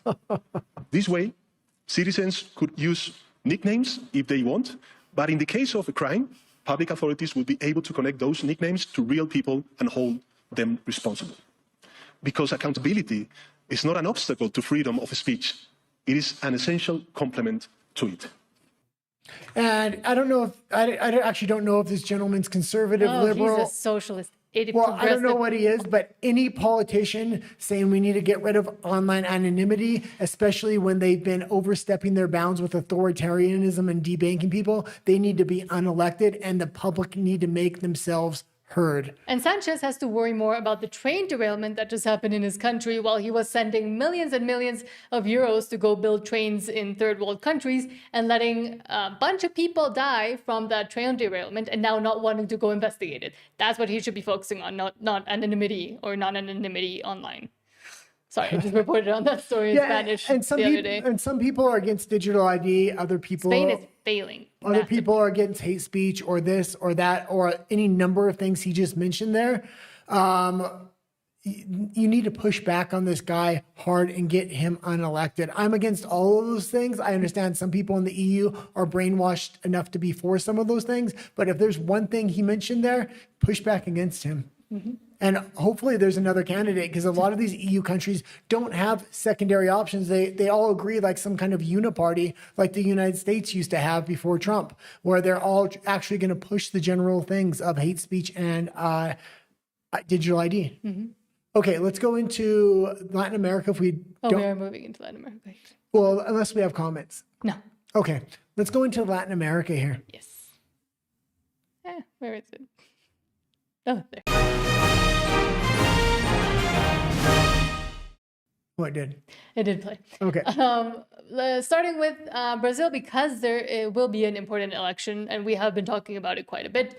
And now some polls are coming out, interestingly. Yeah, and I don't know how much you can trust polls, but I thought Brazil, of all the countries in Central and South America, would be the hardest one for a conservative candidate to win. The poll coming out actually has the conservative ahead by quite a bit. This is 4, 5, 6 by 7 points. Usually the margin of error for a poll is 5 to 6 points. So this is above the margin of error. I hope this is true. There's no guarantee of that. They've really consolidated power under Lula and the Liberal Party within Brazil. Yeah, well, Lula is one of the few Foro de Sao Paulo people that are still standing, leaders that are still standing. It's him and AMLO, technically, and Claudia Sheinbaum. But he has a mass control on a lot of social media, consolidation of a lot of power, whether that's police, military, other things, opposition candidates. He's put a lot of laws in place. It's going to be a real hard election to win legitimately, and I think he really has it rigged in his country. I'd be very surprised if a conservative candidate could win. That being said, it's happened before. Trump and the states are going to be pumping a lot of money in there if they think they even have a chance. So Eduardo Bolsonaro says, new poll from today shows Flavio Bolsonaro way ahead of Lula in the second round, 48% versus 41%. The Brazilian election will be in October 2026. And this election is one of the big elections coming up. Colombia is coming up first this year, and it's expected to go right-leaning. And then Brazil's expected to stay left, or at least it was before this poll. That being said, there is a huge right shift that is happening in Central and South America. There was something called the pink wave that happened over the last decade, and it's basically socialism spread through Central and South America. A lot of these countries are now turning right. It doesn't matter if all these smaller countries turn right. The two crown jewels of Latin America are Mexico and Brazil. If they can shift Brazil, it's a good indication come 2030, they'll be able to shift Mexico. But the Mexican election is going to really depend on what happens in 2028 in the United States. Mm-hmm. But the crown jewels of Latin America are Brazil and Mexico. So we've also been speaking quite a bit about silver and how it's going to the moon, essentially. But I also found this from Leon Barrena Rodriguez and partners. Mexico could, if it chose to, inject real chaos into global financial markets, with silver exports being the most obvious pressure point. The fact that this is not even part of the conversation is telling. The leverage exists, but the awareness does not. This is a basic failure of statecraft. Policymakers speak fluently about norms and cooperation while overlooking the few hard assets that actually move markets. The result is comic, a country with genuine leverage behaving as if it has none, largely because it does not realize it does. So Mexico is the top silver producer in the world, with 6.3 thousand leading the global production, despite having only 6% of the world's reserves. And maybe I'll talk a little bit about, I used to talk a lot about silver. I actually know quite a bit about the subject matter. I said for a long time, if people invest in one commodity, and I was saying this back when it was like $20 an ounce, now it's up to 100, that silver was that commodity. And my thesis at that time, which has been proven correct, was there's not actually as much silver as the stock market is selling, meaning paper silver. You can buy stocks saying you have silver. They actually don't have enough to meet that quota. That's number one. But number two, it's one of the few assets that's used in a lot of technology, I mean, a ton of technology, as well as to back different currencies. There's a lot of digital currencies coming out that are now backing themselves with silver, since they actually need to have in their vaults one for one on their currency, but then there's the need for technological silver as well. There's just not enough silver in the world, so silver mining is becoming very important. What we've seen happen over the last couple of years with the price of silver really going up, especially over the last 6 months, we've seen companies like Samsung, and Samsung is just one, flying directly into Mexico, directly into the mine. At the time they flew into the mine, silver was priced at $76. Samsung offered $86 an ounce and for a long-term contract and to get all silver coming out of that mine. And now it's at $100. A lot of people thought Samsung was crazy at that time. Obviously, they knew the price of silver was going to keep going up. I think it's going to keep going even way beyond this, because there's not enough mining for silver, number one, and there's two needs for silver, and that is digital currencies wanting to back themselves with an asset, plus every basic technology uses silver in it to this day. And then on top of that, you have that third aspect, which is the stock market, which wants to sell paper silver, but doesn't actually have it in its vaults anymore. The City of London is finding this out because they're having to deliver to China silver they promised China they have that they actually don't have at this point.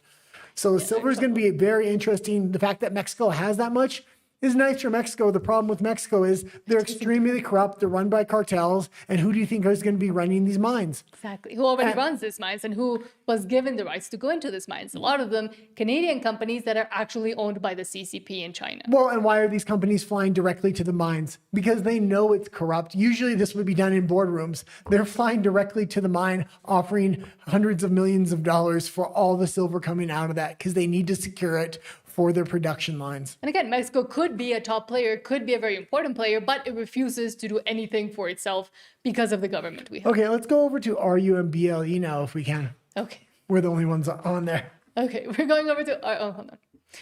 We're going over to RU and BLE. Thank you so much to non-MUA, who else? Rafa, and everybody else that sent comments. Tracy as well, thank you so much. And Trent Briggs also. Thank you so much for your comments. It really does help us out. And please subscribe here on YouTube if you haven't yet. Follow us on over to RU and BLE because the next stories are a bit too spicy for YouTube. Have a great weekend and thank you so much for being here. Hold on.